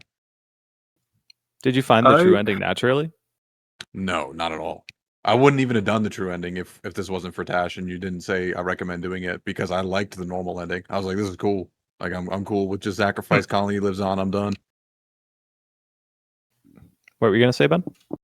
Oh no, I have some thoughts that Jordan kind of stirred in me that I was thinking about, but I don't know if it's like valid enough to talk about with my Go knowledge ahead. of the narrative.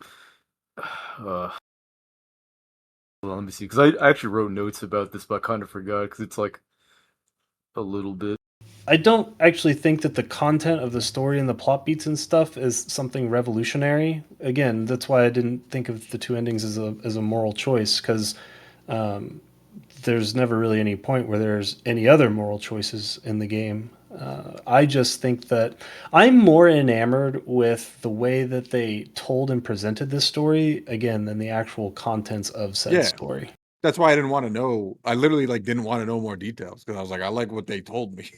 Yeah, so now I remembered what I wanted to say. It's because like when I did that AI overview in Discord to like kind of summarize the plot for me, that the story that the AI overview provided to me, I actually liked it. I thought it was like simple and hard hitting and had like a bittersweet moment.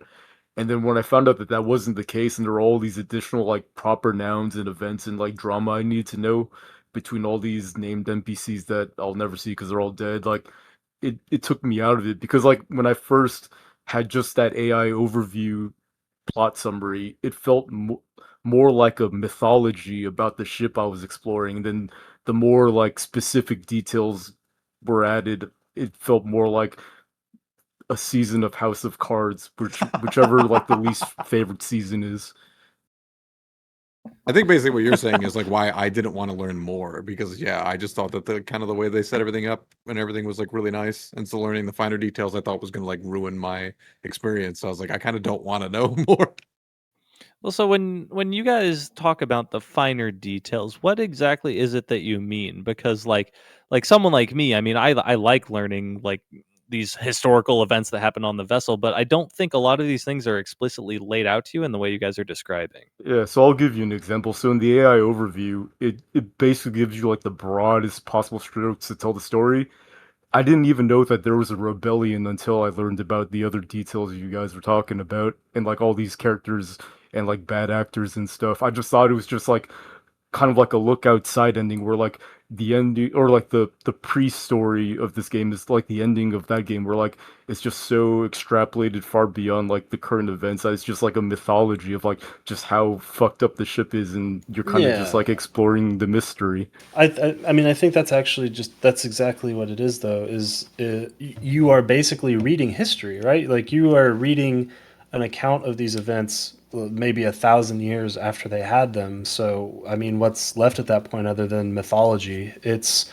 Uh, it's told through pretty terse world building where it's the kind of thing where I feel like the game doesn't fill in a lot of details. It just kind of tells you what happened, but it's not like you're getting an account of like a conversation between this person and that person other than maybe a couple of times, but it's more like reading the fucking wiki for Mortal Kombat where you're just clicking on every character and reading the paragraph of text where they fucking nuked a pyramid or whatever, and you're like, damn, that's cool, and then you just kind of move on. And I Yeah. think that that's a lot of the way that the story in this game is told, and stuff's just and broken up that Yeah, way. I can kind of see that, but if I'm combing through the Mortal Kombat wiki, I'm already invested. Whereas for something like Mio, I already need to be invested to learn about it.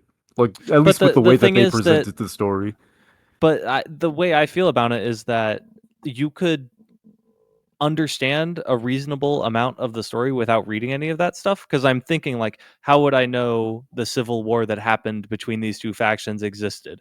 And then I remembered, and I know you didn't see this, but there's this moment where you get to the top of the vessel where the catalyst is, and you go through this like long wide panning shot, and it shows the massive fucking egg of the catalyst in the background that's like towering over everything, and it's leaking the gloom water into everything below it, and you just see like hundreds of fallen dead robots, like a massive graveyard, and you just interpolate that there was some massive battle here that caused the catalyst to get gashed open. Okay, that It says all of that in one big shot. I didn't have to read anything for that, you yeah, know. that But that Yeah. does sound pretty tough. That Well, reminds me of Thomas when you told me about Divinity Original Sin 2. That one, I mean, yeah, obviously, I don't even know what the guy's name is, but I all I have to say is Divin. Thorax or whatever. Yeah, you know exactly what I'm talking about, even though Andromeda. I can't describe it. Yeah. Where you walk into the candles and yeah. That part of the game. That's the best part of that game. But uh, oh fuck, I forgot what I was gonna say. I had a decent point. I'll come back to it. But I mean, I'm still open to the fact that like this game could have gotten away with telling you less because of moments like that. Like it didn't necessarily need some of the logs, because I said all that, but there are some logs that explicitly state some of that stuff, like between Nodin and the heart. I think there's some stuff there. Um, I don't think it needed all of that, because you could like you have this awesome shot that is like one of your rewards for reaching the true ending, and it says a lot without needing more explained. yeah, So I don't know, little mix there. I mean, I like that they put the Yeah. extra shit in logs because then I don't have to read it. And I think that they put enough not in logs to still have like a compelling, interesting, beautifully sad thing going on. Yeah, That's and fair. I remembered what I was going to say, which was that, like, I'm going to use the example that you used very specifically, Ben, which is that you don't actually find out about the rebellion until like pretty late into the game, and really, I think the only context that this game hand feeds to you, well, okay, it doesn't hand feed it to you, but it's very easy to read between the lines that whenever the game is referring to a traveler, it's talking about a human. And then once you know Yeah, that humans were on the ship, you can start to fill in a lot of little details about what the game's telling you. But it doesn't really give you explicit, outright history, story context. It backloads a lot of it, like most stories do, obviously. But um, I think one of the main reasons why I like the way that games tell stories like this is because, first of all, think about the cutscenes in a game like Final Fantasy 16, right? Like, how many hours of cutscenes do you think were in that game? Like, many, multiple double hours. digits. Yeah, And in this game, you could probably read every bit of text in less than 30 minutes, and you will have a full context of everything that the game tells you because there's just not a lot of text.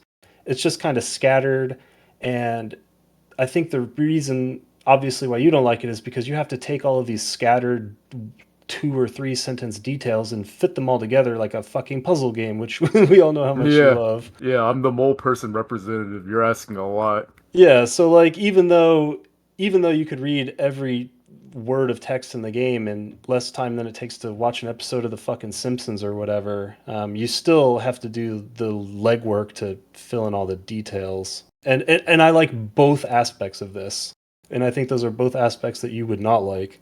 Yeah, and also to be fair, like when I was making that criticism, I didn't know about that cutscene. Like just hearing about the way that cutscene is described, I think that would have just fixed the problem for me. Yeah. To me though, I still feel like and tell me if I'm like putting words in your mouth or anything, but I feel like if the story hadn't engaged you up until that moment, there is still kind of an issue, because I had this like kind of vague feeling where the story felt a little bit backloaded, like particularly into the true ending and getting the context of the world. But in hindsight, I think it might just be that all of the coolest stuff is in the true ending. And I don't know, maybe it's kind of a problem that all of the cool stuff is hidden behind the like really difficult, almost like meta puzzling you need to do instead of the like straightforward narrative. I don't know. Uh, I think that's fine to reward the devout. It's kind of the same with Silksong, right? I didn't play Act 3, and I heard it was incredible from you guys, so... Get Yeah, to I the think blood, without Ben. that it's like a 6 out of 10 game. Sorry, Jordan, what'd you say? Ben, did you get to the blood? The pearl, the blood? The fuck is the blood? So no, you didn't. Okay. 'Cause I was gonna ask like what you thought of that because that's probably my favorite part of the game, the characterization of the pearl that is the blood. Ben, But I don't remember where it is. it was the area in the metropolis that had the big fan blew you away and you had to get Strider to get past it. Oh, yeah, yeah, yeah. That's... I'm gonna keep my opinion on this to myself. I mean, if you don't like it, you could say that, but that's just why I asked because like I knew It's... nothing about the game, like basically at all what was going on. But when I saw the blood, I was like, that fucking rules. I was like, that's probably my favorite part of the game, like in a silo. You're talking about like like the actual Yeah, performance, yeah, right? yeah. Of like the few Your performances there interaction are. with the blood, yeah. Yeah, I think I'll keep this one to myself. Again, I'm not gonna be offended. I was just curious what you thought of it. You guys, are you sure? I don't give a Yeah. Okay. I have a very good handle on the stories I know you're gonna like and the stories that I know I'm gonna hear whatever's coming up. All right. So it made me think, like any of those voice performances, they were very well designed. They're very beautiful, very well acted and performed.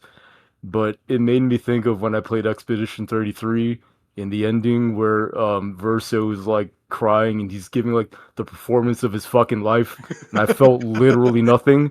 That's how I felt playing Good this old Rip entire game. Bozo. The blood's like, oh my god, kindness, and Ben's like, Rip Bozo, give him to me, Yeah, suck him up. basically. That's Yeah. when Ben wishes that there was an evil route in this game and you could just slap him across the face. Yeah, and the only reason why I described it that way is because I understand like what I'm seeing is kind of amazing. Like it's ridiculously well done. I just don't care.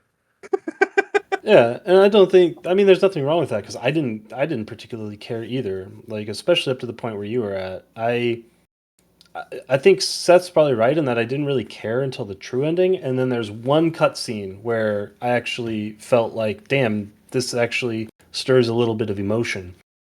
But yeah, other than that, it's just like they say 4 little lines that are designed to reflect their personality. But other than that, like whatever. So I actually agree with you.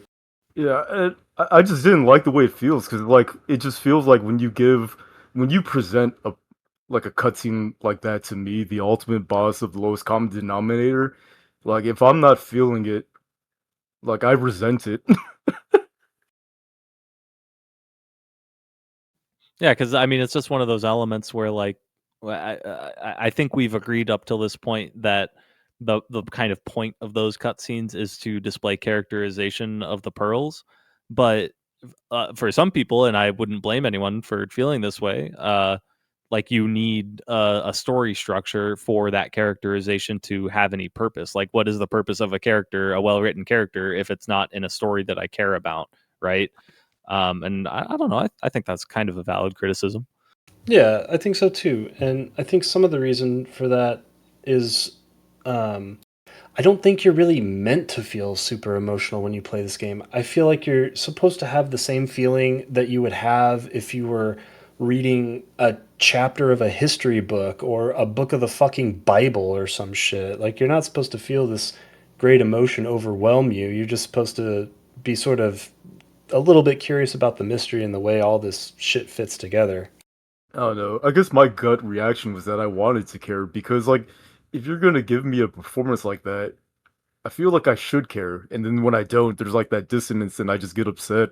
Yeah, that's fair. That's some like super French coded shit for sure. I mean, I thought it was great because I don't think the characterization is there to give you to give character to the pearls. It's there to give character to the world. It's there to tell you how like desperate and desolate the world has become. Oh yeah, that's definitely true. Yeah.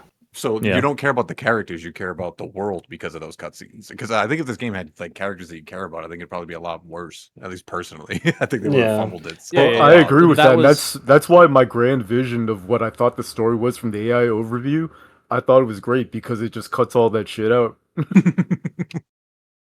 Yeah, and like that was one of my points with the thing I asked earlier about finding the balance between like characters that you like and the purpose of your mission, and the fact that all these people are just designed to die is like, how do you create a character that you can actually care about if that's the like end all be all for the narrative, right? And I think the way this game did it, for better or worse, is to I'm not using the word backload properly, but to put all of the care that you should have for those characters into the true ending, because you might feel almost like Automata, like Thomas said earlier. You can feel a certain way about these performances and the way that the story is told to you in those moments, but then with the context of the true ending, you realize you're pulling the plug on like your 300-year-old grandparent that was like keeping you alive and sheltering you for your entire life. And with that context, my God, are those scenes sad? Mm-hmm. Because that is Oh literally yeah. what you're doing. Yeah, Yeah. the game is definitely sad for sure. But I think if the way that you are interpreting the emotions is through the lens of the characters, then yeah, you're gonna have a bad time. Because, I mean, the only character that this game really tries to have is Tomo and Ati? Samsk. Ati a little bit. A fraction of a little bit, yeah.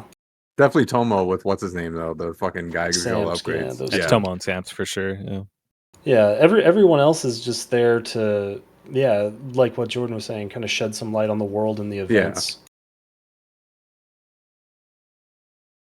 So yeah, like I said, I think that this is more of a story. This is a story for two different people. People who like mysteries and people who like reading interesting history. And that's really, I think, the sort of like that's where the emotional weight will pull on you until you get to the true ending, like Seth was saying, and the game sort of shows its ass a little more. Yeah, I can see that because like even that screenshot you posted of the true ending, like I can just see just like from the silhouette, it's designed to like evoke emotion. Like I even when I looked at it, I could feel like the emotion. So Yeah, yeah, I think that if somehow I could like bear it and like play through the game and suffer yeah. through it and experience that true ending, I think I would actually like this game like a lot more than I did. I'm curious, Ben, did you watch that cutscene I just linked? I posted it a couple days ago, I think. No, I did not, because I didn't want to spoil myself, but that was before I knew that I was gonna uninstall the game. I'd be curious what you would think of that clip, because that is one of the times where the game does zoom in a little more than it generally does and tries to give you a tender moment between the characters, and I thought it was really fucking good. But it's one of the very very few times that the game actually does it. And yeah, I It's the think only time. I think it's pretty self-evident to me anyway. I think that Ben cares about stories again through the lenses of characters Yeah. rather than the history and intrigue. Yeah, I'm a sucker for underdog stories. Thomas, do you want to move into this meta question you have? I feel like this entire discussion has sort of wrapped itself around that. But yeah, what I asked is if you guys think that the nonlinear structure of a Metroidvania ends up telling the story in a way that's more personal to you, since the nature of a Metroidvania is going to have you taking different routes through the game, meaning you're going to be discovering different aspects of the story at different times. So there's a very high, like millions upon millions of permutations you could have about the way that you ingest the story in this game, and I'm just curious if that, I don't know, if that makes it feel more personal to you, and if that's a good thing for you. But again, this entire conversation was sort of about that. Well, I do want to say one thing. I'm curious to get Jordan's thoughts on this mostly because I looked up most of what to do for the true ending, so I didn't get the like true authentic experience. I think Jordan did too, but I'm Yeah. still curious how you like felt when you discovered it naturally. Um, but I will say after I did the true ending, like I said, I went to the Celestial Bay, and you go there and you climb this huge shaft to get up to the apex of the vessel, and you see the remnants of the eye, and you get to stargaze with its corpse. But you also travel through this area that's open to space, and it has all of these planetary reports of different planets that a former eye was observing, and you kind of get their thoughts on like their feelings on the hopefulness or hopelessness of the situation. And uh like they just like slowly start to get more and more like pessimistic about the mission itself.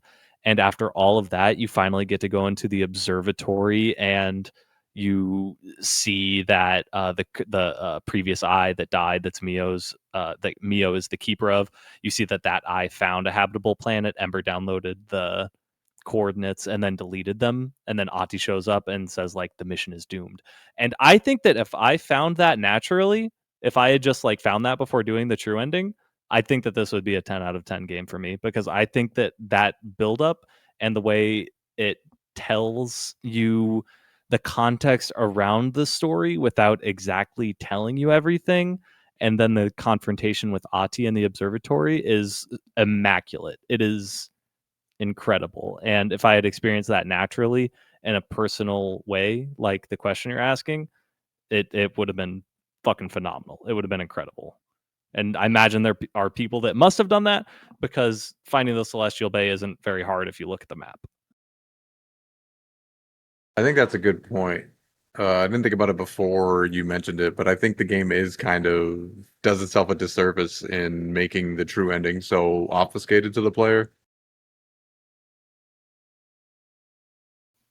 You mean in the sense of like feeling the need to look it You up, or probably don't even know that it's there. You just like beat the game. It's not like Silksong where you're like, this didn't feel like it was wrapped up. Like I feel like there's a non-zero amount of people who beat this game and were like, I did it. I did everything. mm-hmm. Because you could easily just miss that there's a whole other thing that you need to do. Yeah, and there's even kind of a problem there in what I was describing with the observatory, because you see that Ember deleted the coordinates, and then Ati tells you the mission is hopeless. I think from So a yeah, meta understanding, you would go, okay, well, clearly this is it's like Chekhov's gun kind of thing. Like they gave you this because there's something there. It's not like there's apathy; it's gone. true. So I Yeah, think I think a reasonable player, if they got to that point, they would know something's afoot. But I think a normal player that just plays this game and gets the normal ending is probably just like, yep, that's everything, because there's no hint of anything past that. Yeah, I mean, do we consider that a bad thing though? Because like the reason I say that is because the comparison between Silk Song and this game is a little difficult, because yeah, at the end of the second act of Silk Song, you're like, what the fuck? That was not Yeah, satisfying. But you seemed, I believe, correct me if I'm wrong, said that you did find the first ending satisfying. yeah. So if that's where the game ended, I mean, it's not necessarily a bad thing, because you still got a satisfying Well, that's why I ending, didn't right? say that's why I didn't say it was a bad thing. I said I think the game does itself a disservice by like having it presented in that way. Okay, it was. I mean, that's kind of the same thing, I guess. But so Well, I doing don't it think a it's a bad disservice, thing how? because again, like I like the normal ending more than I like I like knowing less and getting to the normal ending than knowing everything and getting to the true ending. Like I enjoyed just the normal ending more, I see. personally. So, yeah, but like what Seth said, I think the discovery of kind of everything would make the game like it would catapult it to the stratosphere, but I think it's a little too obfuscated for someone to really be able to naturally yeah. get all of that. Unless you're like Yeah, a like lunatic. yeah, I think you're kind of striking at what I was trying to explain, where like there are a lot of hints that there is something deeper, like the mission of the vessel and whether or not it's possible to succeed. I just think it's a little bit too hidden behind Yeah. things like the observatory, where like that could have been the moment where it said like even if a reasonable player would infer that there's more to explore there, it could you could have Ati say something along the lines of like an Ember went to the library and no one saw him again, or something like that, where there's just a little bit more where you could be like, that's interesting. And if that happened, it would engage you so much that you feel like that's your next mission instead of what she is telling you.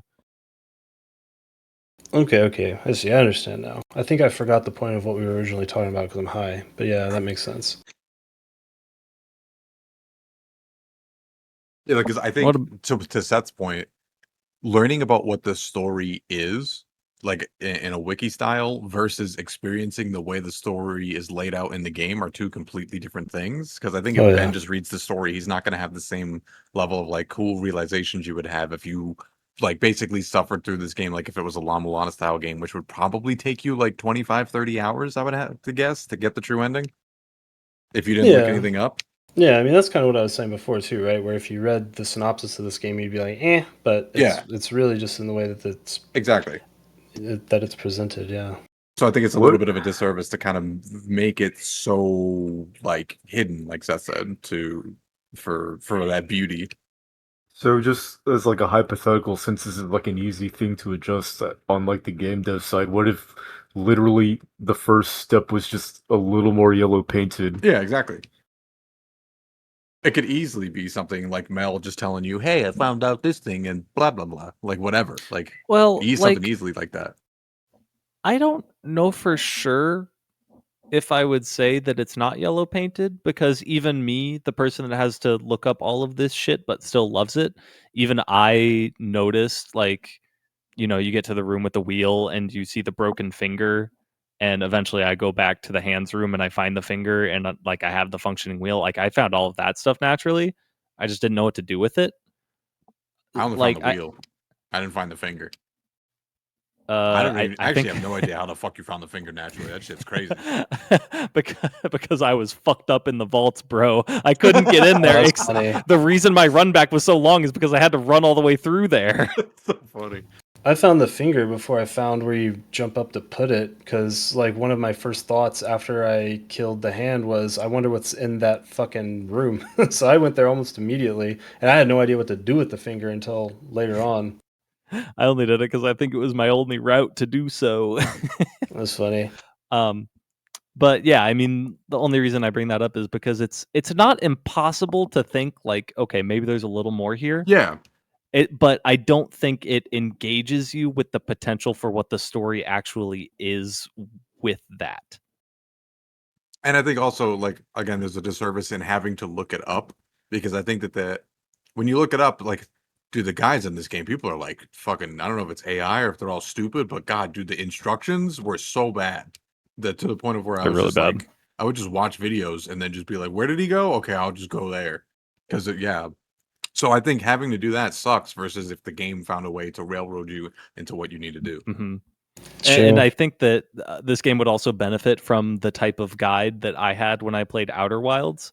And it was the type Yeah. of guide that only had hints like the Yep. one I wrote for you guys, where it's like, this is where you start. Okay, try some stuff. Here's like your next thing if you're getting a little stuck. And it's like, this is relevant. What should you do with this? Like asking the player Yeah. questions instead Like of a no that. spoiler And I guide. mean, Yeah. that's Yeah. not, yeah, and that's not like a game design thing. It was just like my Outer Wilds experience. But trying to invoke that element in the game, I think, would have helped engage more people for the true ending. To be fair, that can Yeah. be a game design thing because there's a game called Call of the Sea that has a guide like that built into it. It's like a puzzle game where like it literally tells you like, hey, maybe look at this, and then the next hint is like, hey, you should look at this, and then at the end it says, here's what you do. So like you can build it into a game if you really want to. Oh, for sure. I find it interesting because I think the only thing I looked up for the true ending was once I unlocked the rotatey part, I just immediately looked that up because my first thought was I don't want to be asked to do like a fucking Mausoleum of the Giants puzzle. I just want to get through it. So it's, yeah, like I said, it's interesting for me because I found the finger relatively quickly, and then I found where to put the finger much later on. But I guess I didn't. I guess I just didn't feel like it was quite as obfuscated as you guys do. I think, and another one of the main reasons for that is there's by the time you beat the game, there's still so many locked doors. There's definitely candles you Yeah. didn't find. You got to wonder what the fuck you need 6 like serial numbers or whatever the hell it is for. There's all these other locked doors and fucking key cards and shit that you have no idea. So the game doesn't yellow paint where to go to initiate that process, but I think it pretty well tells you that there is going to be more to the game. I guess what I'm just trying to think of is it's in the same sense of in that you didn't interface with the Celestial Bay. They don't do a great job of making you have to interface with like all of everything. Maybe Yeah. this is saying that another way. Like, I knew that serial numbers and the candles did something. I didn't know if that thing was going to be energy extension, right? Like, I didn't know if I was Oh going to yeah. run around finding all of these things. Then it's just like some dumb gameplay element that I don't care about because the game never established as having these like secret narrative components to it. You know what I mean? Does that make sense? See, that's another thing I disagree with though, because like the game tells you so many times that it cares about the narrative. Because Sol and Vin, who I honestly think are in the running for the hardest boss in the game, they're not quite as hard as she, but if someone said they thought they were, I would not fault them for it. The only thing you get for that is a fucking story log. So, and there's a number of bosses that do that as well, where the only thing that they're guarding is just some weird niche part of the story. Yeah, but like what that is telling my my serotonin rattled brain is that all of the like lore and story bits for this game are going to be drip fed to me as rewards for like bosses or exploration. It's not telling me I need to understand the shape of the vessel and I need to manipulate it so that I can climb the third shaft that doesn't have an entrance anywhere. And also I better have found the overseer so that I can now connect from the top to the bottom. Like that kind of stuff, it just doesn't, it does not hint towards itself being that kind of game, I don't think, until the true ending. I think there's a couple parts that definitely not to the degree, definitely, but like I was thinking that the game was La Mulana coded well before that for some various things that happen, like the guy that where does he open? I think he opens up the vaults for you. You talk to the NPC and then he basically warps away like fucking Lameza's dad or some shit, and then you go find him in the vaults and he opens doors for you, but you have to trigger this weird random ass dialogue in the middle of nowhere first. And there's a few moments like that where I thought, okay, sure, I can see where this inspiration may have come from. Does it set you up for something to the degree of the true ending puzzle? I don't think so, but realistically, the only thing that you really need to find in order to start that process is the finger and where to put the finger. And those are things that I think someone who is running around trying to find all the old cores, trying to find all the serial numbers, trying to find all the candles, like those are just things that they're going to stumble on in their natural just Sure. wandering around exploring shit looking Yeah. for other shit. And I can see the pipeline of being that type of player and just enjoying the game and running around and platforming and exploring, and like I hit the wheel and I don't know what it does, and then I'm running around and like, wait, that room wasn't there before. Wait, I opened the map. All of this is different. What's happening? And like slowly putting that together, and that would be a really cool experience. Um, and I'm not trying to say that's like bad at all. I'm just saying for as good as the resolution of the true ending is, I think this game would be overwhelmingly positive on Steam if it was more yellow painted rather than just very positive on Steam. I think that's all I'm trying to say. I don't So think that would change it's- anybody's it's- opinion. I looked at some of the negative reviews, and a lot of the things that people don't like is that it's not Hollow Knight, basically. Like, they Bro. wanted it to be like a Metroidvania, like they wanted it to be a Metroidvania with like expansive combat and things like that, like Dude. Hollow Knight has, but this game isn't that. And I think Yeah. that's what people got mad about.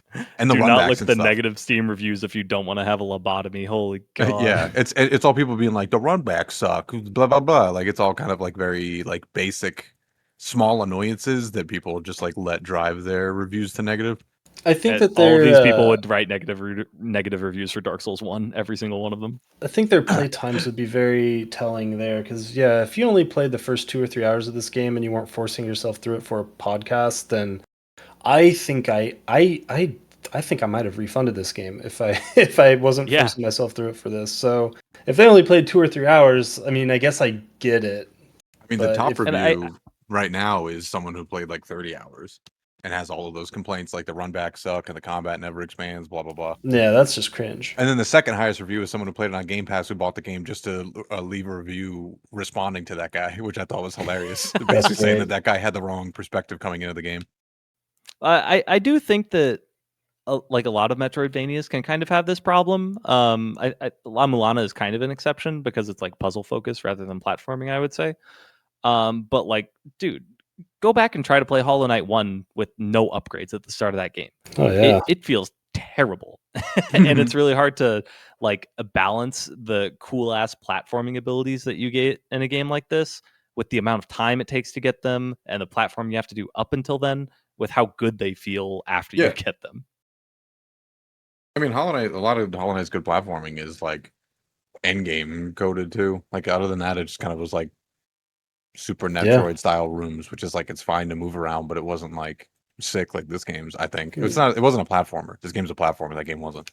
Yeah, and I 100% agree with that. I think if you are looking at the combat of this game through the lens of something like Hollow Knight, where you get all these different abilities and blah blah blah, then yeah, you're gonna have a bad time. But you like the thought of someone doing the Sin and Vol fight or She and thinking, oh, it's so fucking boring. I'm still doing the same fucking thing. It's like, Yeah. no, dude, you are leveraging so many different platforming skills that the game has given you and taught you over the course of time.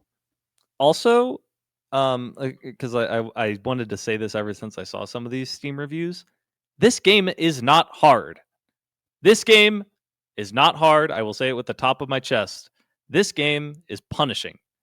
Punishing and hard are two different things. I would agree with that, yeah. And yeah, I think that this game doesn't get hard until the last like 3 bosses, really, because dodge is so fucking strong. I died to the first 2 bosses that you fight, I think, and then once I got dodged, shit was a wrap, bro. I mean, I think and like the dodge in this game is like the most powerful dodge in any Metroidvania, Dark Souls like ever. Like it has all of the iframes of those games, except you don't need to commit to a like move. I mean, when you say this game's not hard, I would want like a definition of what hard is, because I think this game is hard, but I think why this game is sick is because it's fair. It's the same reason why like Silksong. Like, I think Silksong isn't that hard because Silksong is too fair. I can give an answer to this, which is I think that the game gives you too many tools to get through the hard part without being punished. Because yes, this game does feel punishing when you die, but the problem is that it gives you a button like dodge, and suddenly all of the bosses just feel like a fucking joke until the end of the game. And then once you rescue Mel, you get the modifier that just basically functionally gives you infinite health in every platforming section. So, while I think the discrete actions that you have to do are hard in a vacuum, the fact that the game basically gives you infinite retries without punishing you for it, I think, is something that kind of undermines the difficulty of this game a little bit. I think that that's the opposite then, right? I think it's not punishing, but it is hard. That's the opposite of what I was saying. Yeah. Yeah, that's the I opposite of what realized Seth halfway said. through, I was like, wait a sec. because like again, the point at which I started to enjoy this game, especially the platforming, a lot was when I just started using that modifier / the journalist option for it. But up until that point, it's extremely punishing. Like, obviously, unless you play with it up to that point, like how many of us were complaining about the runbacks from the very start of the game and how there's like no torn overseers all the way until you get to Metropolis, right? Like that's the kind of punishing I'm talking about, where like maybe you took a couple hits from an enemy, you're on 1 HP, and you accidentally fail a platforming section beyond which platform there was a overseer or an attuner that you were about to recharge at, and now you have to run all the way back there from the Nexus attuner. That's what I mean by punishing. Yeah, so I'm just agreeing with you that the game's not hard, because the game, to me anyway, felt like it stopped punishing you, so it stripped away the thing that did make it hard. I think it's when it's the easiest, it's the most punishing, and when it's the hardest, it's the least punishing. Yeah, that's a good way of saying it. Yes, true, agreed. for sure. Because there were a few moments where they totally undermine that, and Sawgon, is that what it's fucking called? I don't remember his name. Saw Long, and thanks for all the Nokra. Yeah, Saw Long. That was one of the points that I thought was interesting, because they stripped away everything that was trivializing the difficulty. Dodge didn't matter anymore. My capacity for infinite HP didn't matter anymore. Mm-hmm. And yeah, that was one of the more interesting parts of the game, because they did strip away some of that like low stakes sort of gameplay that a lot of the harder sections had. Another aspect of the gameplay that I thought was very, very punishing in a good way is the shared resource of energy, which we've already talked about a little bit. But there comes a certain point when you're doing some of the harder platforming sections, and you realize that you have to be very, very careful about when you hit that first energy utilizing button. And if you don't realize that that is a thing that you need to consider in order to like extend the process of your platforming, you're going to be extremely punished. You might think some of this shit's just not possible, like the left side of the crucible, because if you hit Strider or Glide at a bad moment, you are failing that section, right? Yeah, it's great. It's great resource management and platforming that, like we said, I don't think any other game does at all. Usually the resource management is like, when do I double jump? Yeah. Mm-hmm. Yeah, it's kind of interesting because this game is more asking like, how are you going to get another double jump? Right? Yeah, exactly.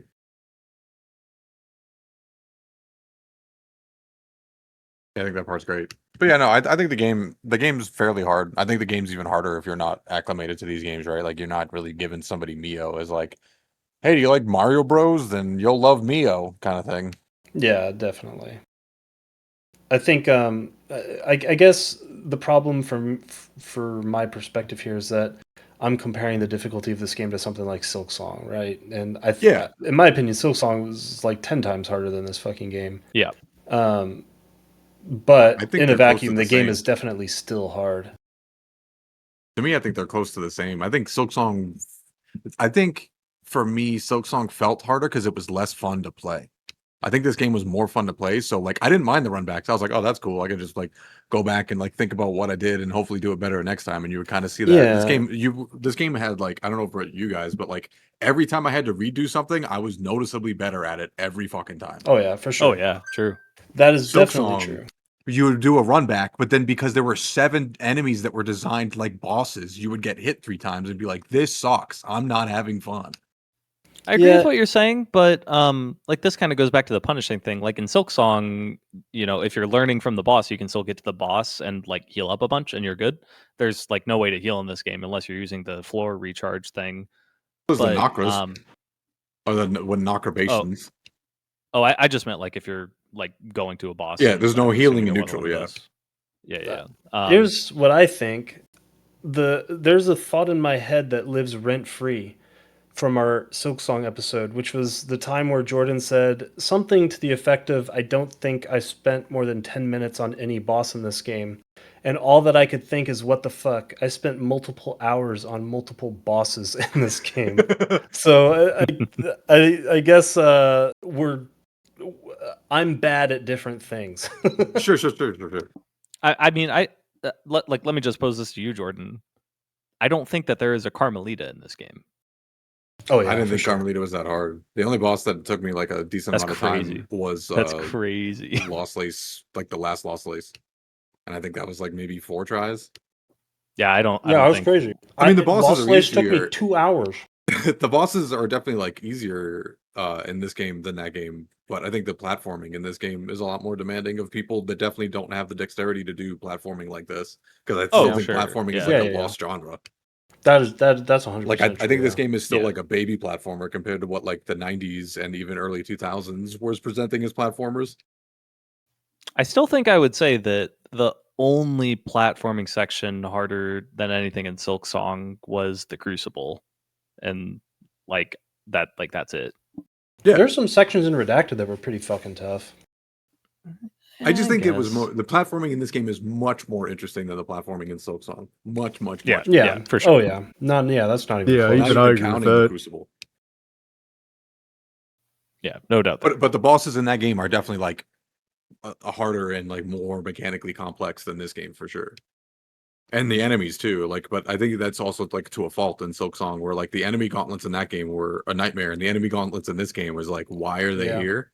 Yeah, the fact that we they're never such even brought piss. out the enemy gauntlets Yeah. means that I think a game must have actually found a way to do enemy gauntlets right, which is just make them fucking easy.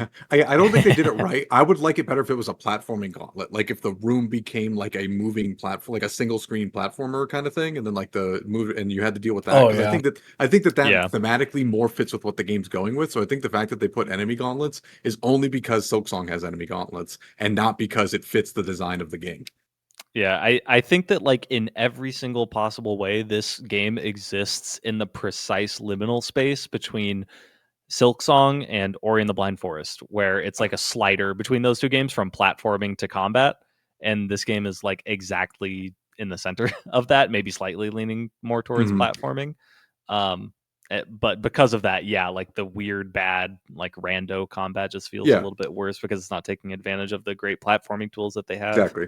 I think that's kind of like the only misses that they have is that they took a little too much from their inspirations rather than with the formula that they created, then built Mhm. expanding upon that. Like it's a little too Hollow Knight for no reason. Yeah, I do agree with that for sure. I will say, I had this feeling at the start where like I felt like they were kind of ripping off of what's it called in Silk Song, the like hookshot ability that's like hairpin in this game. Yeah, I can't remember what it's called, but I know what The you're talking about. grapple? Cool. Is it grapple? Yeah, whatever it is in this game is so much better. Hairpin is Yeah. it feels so Oh, yeah. much nicer than that. Yeah, big time. I feel like probably almost none of this game, as much as I say Silk Song, almost none of this game is probably inspired by Silk Song just because they're a little too close together. Right. It's, Yeah. it's I really was like thinking the Hollow same Knight. thing. Yeah. It's This actually game- really funny that that they have like such similar abilities Was with it? that. Well, it's 'cause wasn't of this Hollow Knight. game? Wasn't this game an early access game? Am I don't think crazy so. thinking that? I Not don't that I think it know was. of. I thought I read something maybe I'm thinking of a different game or some shit, but I thought I had seen that this game had been released in like 2025 or something. Let me double check myself. January 20th, 2026 is when it officially came out. I can never find update pages on the Steam store. Maybe some of ChatGPT the says no. maybe some of the thoughts of this was me thinking that those dead robots laying around were Kickstarter backers. Yeah. ChatGPT says no, it only was one release on January 20th. All right, Oh, my bad. there was a demo. There was a demo in December. But that wouldn't. Yeah. I was just trying to make the point that I thought that this game was in a format playable before Silk Song, so I take it all back. Ignore me. But still, I don't think that they're making design choices. Like, Yeah. This game was in development for 5 years. I don't think that Yeah, they're 100%. drastically changing the game in the last 4 months of development because of Silk Song. Mhm. Like, I think it's just parallel thinking, and mostly from Hollow Knight and Ori, like Seth said. Yeah, 100%. You can't discount the fact that they could have like met at like conventions, like game dev conventions, and Oh, just true. seen each other's products like in the years prior. True, but I would disagree with that because Silk Song was like hidden as fuck for the whole time. so That is unless very they were true. like very close friends, there's no fucking way they saw that game. Yeah. There's Also- also that's a very good point. one's French, one's Australian. There's a lot of Yeah. geographical That being distance said- there. I mean, they could still All end up at that- GDC. Sorry. Yeah. All that being said, there was a trailer for Silk Song fucking ages ago that I Yeah. think showed the grapple. So it's Imagine it's watching still the who trailer and knows? being Who like, knows? we Yeah, gotta put this in our game. We got it. To be honest, I feel like this game shares so little with Silksong. To be honest, it's more with Hollow Knight and yeah. sort of taking some Hollow Knight ideas and Exactly. turning them 180 in some cases, literally. So Yeah. yeah. I definitely think tit for tat. I like this game quite a bit better than Hollow Knight. But as we get into our ratings, I did not like this game more than Silksong. Same. So do you guys want to get into ratings? Sure. Yeah. Yeah, I'm good. I don't know who wants to start. I don't have a bit. I feel like the contents of my review have actually changed so much over the course of this conversation. It is kind of weird. Like I feel like I've been super positive for this episode, but my rating I don't feel will be as high as my me feelings too. have You been. guys are motherfuckers. I feel like my rating guesses are fucked. I don't know. Let's just go top to bottom. Thomas, you can start. Yeah. I'm going to be pretty honest. I actually stepped into this game pretty pessimistically. And I guess the reason for that is the Metroidvania genre is just fucking stacked. And at this point, it feels like doing something that doesn't feel like retreading familiar ground is pretty fucking difficult. Because, like, I can't name almost any of the Metroidvanias I've played in the past maybe 3 years other than Silksong. And I've played several. And to be fair, this game isn't really reinventing the wheel. It's just that what it does do is deliver a very polished and substantive entry into the genre. And we kind of talked about how the beginning of the game there was a lot of frustration and some really shitty design decisions that, again, if I didn't have to play this game for Tash, I think I would have refunded this game. But it did feel like all of that stuff bled out and faded away fairly quickly. And so I think where this game really shines is in its aesthetic. Like, we didn't talk about it much, but I think the art direction of this game's fucking amazing. Like, they have these soft, hand-painted, like, things almost look like concept art come to life style that gives everything in this game a super distinct and dreamlike quality, which you don't see a whole lot in these robots on a spaceship sort of sci-fi. So I thought that was cool. And we also never talked about the music, but the music, it's not the kind of soundtrack that I'm going to be rushing out to fucking buy on vinyl or whatever, but it absolutely nails the sort of ambient melancholic tone and sort of just it sells the vibe of the game throughout the entire experience. So all of those things add together to create like a pretty fucking good product. But we kind of talked about it. The story itself, it's not particularly like thought provoking. It's not something that's going to linger in my head the way that like an Expedition 33 did. It's pretty familiar, doesn't really break any new ground in terms of structure or themes or whatever, but the way that it's presented is really, really, really strong. And it's really engaging. And I do really like these games that give you it's like fucking Memento or some shit, basically, where you get a story and then by the end of it, you're like, huh, how does this shit all fit together? And overall, I think I wouldn't quite put this game quite on the level of something like Super Metroid or Silksong, but I won't say it's tremendously far off either. So to me, this game is sitting more in the Ori camp. It's a game that wins you over with its heart, atmosphere, and presentation more than its core gameplay loop. And with that, I'm going to give this game an 8 out of 10. Oh, that is lower than I thought. Points. That's Yep. points. Y'all got points. I think, yeah, we did everybody a disservice by not talking about the art and the music, because, yeah, like you said, Yeah. I'm never listening to the soundtrack fucking ever, but it's, like, perfect, and I wouldn't change a goddamn thing about it. Yeah, that's interesting for me to hear because I feel like I'm so used to Jordan shitting on these ambient kind of background elevator music soundtracks. So Well, that's it's pretty like cool. it's like Disaster Piece almost. Like the soundtrack, I actually looked it up because I was like, there's no way he did it, because it felt like him, but not music enough. And that's kind of how I feel about it. Like it's like one step away from just being like a Disaster Piece, like masterpiece, basically. Yeah, I agree. Yeah, and I don't even know if I'll bring it up in my review. The reason I didn't like bring up the art as like a discussion topic is there's just nothing to say about it. It's fucking fabulous. It's Yeah. beautiful. It's breathtaking. It's amazing. Well, It's still exactly what I wrote in the OneNote. I can't think of a question for it, but the art of this game is breathtaking. Yeah, I don't think we always need to have a discussion. I think it's fine, especially if it's something positive like that, to just be like shout outs to how sick it is, right? Because it's kind Yeah. of like elephant in the room thing. Like you should at least call it out, even if it is sick. Even if it's sick Yeah, like- and obvious, you should still like be like, fuck yeah. You know Like what though? if I were to recommend this game to someone and they said no, I think that game looks ugly, I would just not Yeah. talk to them anymore. You Instead, know what though? recommend them an eye doctor to go to. You know what though?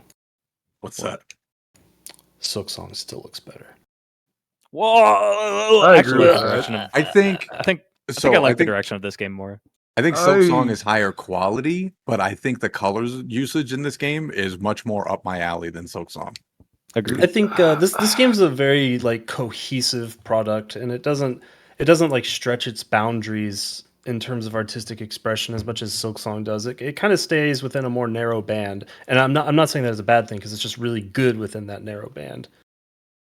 I don't know. I've got like a slightly mixed opinion on it because, like, obviously the game overall looks beautiful, but like when I see like the character silhouettes, and maybe it's because the narrative didn't hit with me, but like I think the characters, like their silhouettes, look kind of boring when I compare them to something like Silksong or Hollow Knight, where maybe it's unfair because those characters just have automatic aura because of their legacies, but that's just, it doesn't matter if it's unfair. Mio doesn't have that aura for me. I think Like I when I agree look at with you characters. that that Silksong has better character design, but I don't think Mio gives a fuck about character design. It's all about the environment. Yeah, True. it's just And- how I feel about it. I think mostly because of just the way that I experienced it Yeah. and the way that I felt about it. I mean, you're definitely And right. I'll just give my like Cro-Magnon take, which is I did not take any image from Silksong and set it to my phone background, but I did do that with Mio. So Hell yeah. I mean, yeah, but to Ben's point though, like Hornet is extremely drawable. Try drawing Mio, like fucking forget about it. Like it's Yeah, a for complicated sure. drawing. So like, oh, we need to do the character Rule design- 34 check. Oh, Jesus.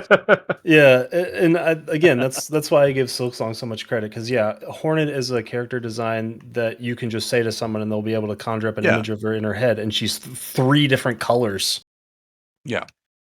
I don't think this game's character design even comes close to Silksong, but I like the environment design in this game more. But like I said, I think the quality in that game is better.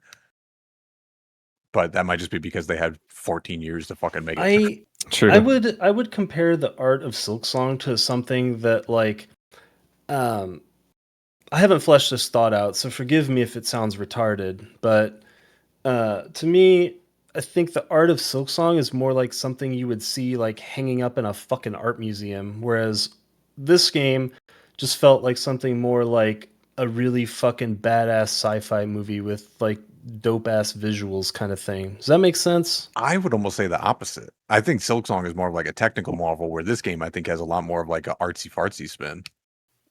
I think I don't know. agree with that. Because I agree with that actually. interesting, because Like, 'cause this I game's feel just the like colors. there's only a few spots that really stick out in my head in this game, and they do stick out big time. I mean, even like the Metropolis pan out or something like that is kind of just like really artsy fartsy. Yeah, but Silksong has that shit too, and I better, think it's the use of color in this game. I think is why I think that. I think it's truly just color. yeah. Silksong, one interesting. of the issues I had with Silksong is it didn't really have those pan out moments. It kind of Oh, did, it but not definitely like does. Metropolis. It doesn't draw attention to them quite like this game does because of the way that this game Yeah. will fuck with its perspective a lot. Mhm. But there is a lot of it in Silksong. But like I said, you do have to kind of make a conscious effort It's- to look at the backgrounds. It's very background, yeah. This game, it's like, hey, this is what we're looking at now. Where Silksong, it just kind of all happens in the background. But yeah, I mean, both games are fucking awesome. I just prefer one of Yeah, the yeah, other. yeah, yeah. Yeah, And again, well, I think let's- Silksong has the positive of time because they had so much time to refine that game's art that that's why I think it's tough to compare to. Yeah, I think if this game, I don't know what the development timeline of this game was like, but I think if this game was made in 2 years, if I were to like, if I took that into consideration for my score, I would call this a better game just on the time scale. ChatGPT said 5 years, but I don't know what the start was. I don't know if that was just some guy saying, "Hey, I want to make a platformer," and then 3 years later he actually started making it or whatever. Well, regardless, what's your rating, Jordan? Yeah. So kind of already mentioned it, but just to like say it again, I think this is the most beautifully sad game I've ever played. And you don't even need to go into the logs or anything. It just like with like all the characterizations of the pearls and everything, it just does a really good job of setting up despair. And I mean, I kind of just like love like desperate stories, like kind of how this game does it. So that's why I like the normal ending better than the true ending. Um, for me, this is a game that it's going to take a while for me to really think about where it falls in the echelon of like games for everything, because I think that there's a lot there. It's kind of like Signalis, but like for different reasons of just like the score can adapt, and it only goes up. Like I don't think it goes down. I definitely like this game more than Silksong, and it's mainly because Silksong felt like it was adversarial to me as a player, where this game felt like it was working with me to try to get better at what the game was presenting to me. So for me, this game was a 9 out of 10. Yeah. I think we all got so smoked. much higher than I thought. I knew it. So much I higher. knew it. I think I actually changed it from a 9 because it felt like it was too high on the Jordan scale.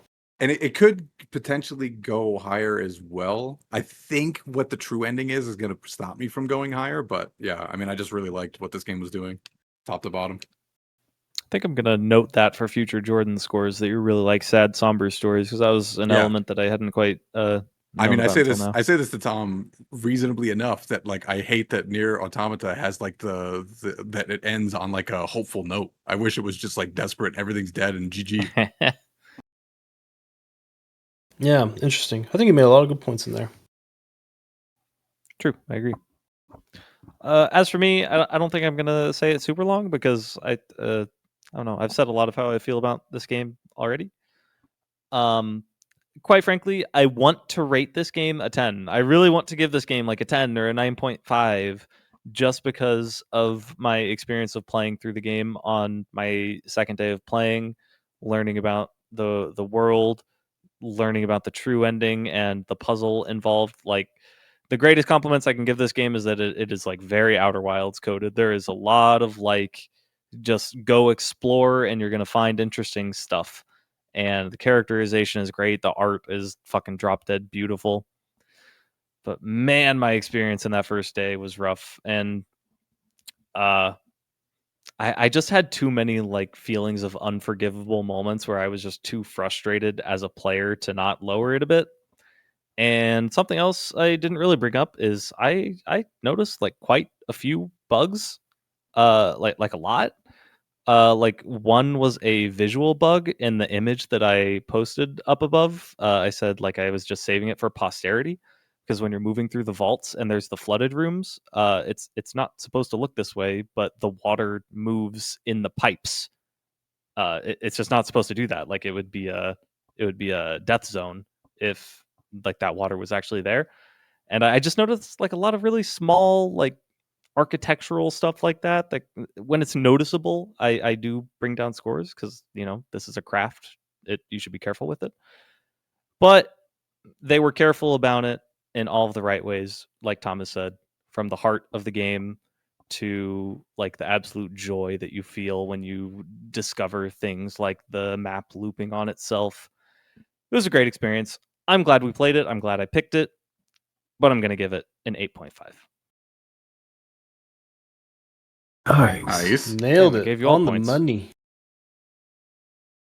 Yeah, I think one thing that's been percolating in my mind was Jordan saying how, thinking about this game in retrospect, the score is only going to go up. And I think that's 100% true. And that's actually what has happened to me with Silksong. I think I rated Silksong like an 8 or an 8.5, but I actually think that game, the further I get away from it, the further it's budding up to a 10. Not quite, but it has improved a lot. And I do think that that's incredibly true with this game. And one thing I was thinking was that if this was like the second or third Metroidvania game I ever played, I think this game would have become like the barometer for what I compare other games to. Like I would have been comparing this game to like Silksong or some shit, and vice versa. So yeah.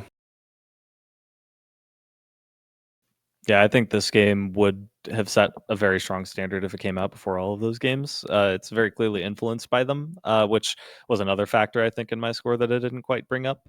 Like I don't like Strider's a really cool ability, but I think that's pretty much the only ability that is like innovating in a platforming sense. They just happen to knock it out of the park with the platforming that they do give. So For sure. how about you, Ben? Honestly, I thought the game was all right. Like the thing that felt most similarly to, which will be deceptive, is Signalis. So and that's just mostly because of the narrative. I feel the same exact way about both games, which might sound very negative, but when you take a game like this and you strip away the narrative, there's a lot more to it that's like left over to enjoy. Whereas in Signalis, Yeah. when I strip away the narrative, there's nothing left. So, like, I guess all that long-windedness just to come back to my rating, which is a 7.5 out of 10. It was an alright game. Nailed it. Nice. I knew I should have gone lower. I knew it.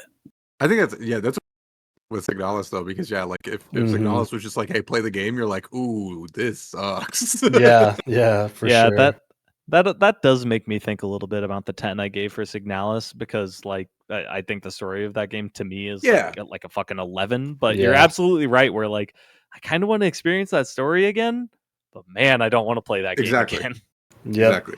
110%.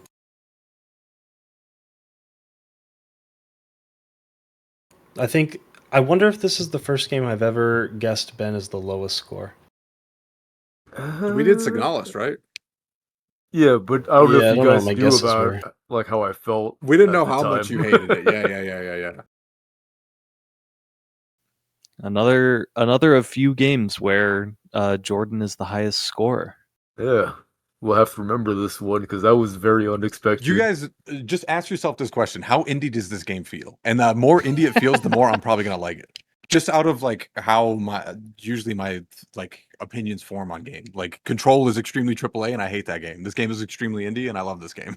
So just kind of think of it that way. I wish you never. Well, but then there was fucking Dark Queen of Morthome, and you rated that game a 1. So Yeah. here's where That I is a good have a point. little bit of a confusion because another game that this game really reminded me of was 1000x Resist. Yeah. And the way I felt about this game's story was like I was imagining if someone played 1000x Resist and they didn't care about the characters, that was their MIO.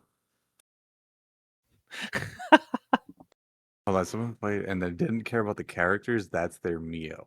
And like in your sense of that, you didn't Yeah, like in MIO? my sense of Okay, MIO. yeah. Sorry if that was Yeah, a little confusing. that would be. I think that would be a lot worse if you don't like the characters of Thousand X Resist. Yeah. You hate that fucking. There is literally no game left. Yeah. In that game. Yeah, I wish Jordan would have never told me that his scale is an attempt to rate every other game against itself, because that just makes me want to like scream so loud. So I can't figure out how to like interpret that. It's an enjoyment factor. Like, what was my enjoyment with a game? Yeah. Is what it is. That's what I said earlier. What I said earlier is that Jordan's scale is like, whose line is it anyway? Because it is entirely calibrated to you. Exactly. I mean, I think that's how people should do it. That's why, like, I think people should do it that way, but magazines and reviewers can't do it that way because that's stupid. Unless you know who it is. Like if you look at someone and you know they only play JRPGs, then you want to go listen to their JRPG reviews, right? But why would you go to them to talk if they're talking about, I don't know, like a fucking city sim kind of game?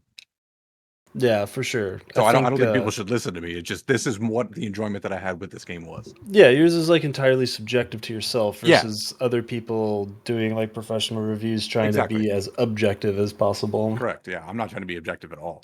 And if I am, I'll usually say like I can see that this game. If I was IGN, this game's a 10. But if I'm me, like I did with Baldur's Gate, basically. Yeah, I mean, like objective reviews are just like fucking boring and lame anyway, because it would end up meaning that so many AAA games end up being fucking 10s because they just have like insane like quality control departments. I mean, that's basically what it is. Well, what it was for a while. They've got scrutinized so much now that they kind of have to lambast bad games. So it's getting better, but for like 2012 to 2020, that's all it was, right? Like a Nintendo game came out, it was a 10. Mm-hmm.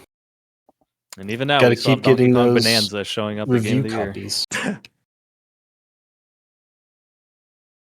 Well, regardless, this was a fun episode. I'm glad we played this game. It was interesting to hear some dissenting opinions for for different sides of it that I didn't quite expect. That was fun. Yeah. And I actually think this is a game whose rating is going to go up in the future. Like if we ever do, like after 52 weeks of Tash or whatever, we decided we want to like go back and retrospective and look at all the games and see if the scores still hold up. This is definitely one that I think will go up from now. And the only one I know that would go down is Whose Island. It's the only one I can think of that has the opposite effect. That I could definitely I see have my, one for me. Forgotten City. What? You would go down? Probably, yeah. I gave it. What did I give it? A 9, I think. You gave it a really high one. It was yeah. higher than what? Yeah, 9.5 maybe. Your words I was that very described the surprised. game was higher than, or was lower than your review. I remember that. Yeah. The Like, way what I the talked fuck? about it was definitely much more negative than my score.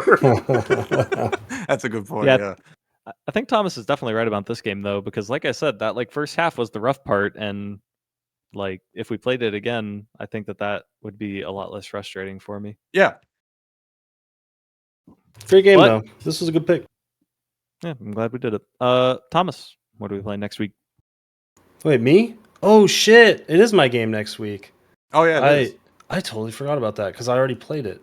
We're gonna play Node Buster because I historically, maybe not so much in the last couple of years, was always the fucking incremental game guy. Like before they all started releasing their games on Steam and they all would just post their shit on the incremental game subreddit on itch.io or whatever.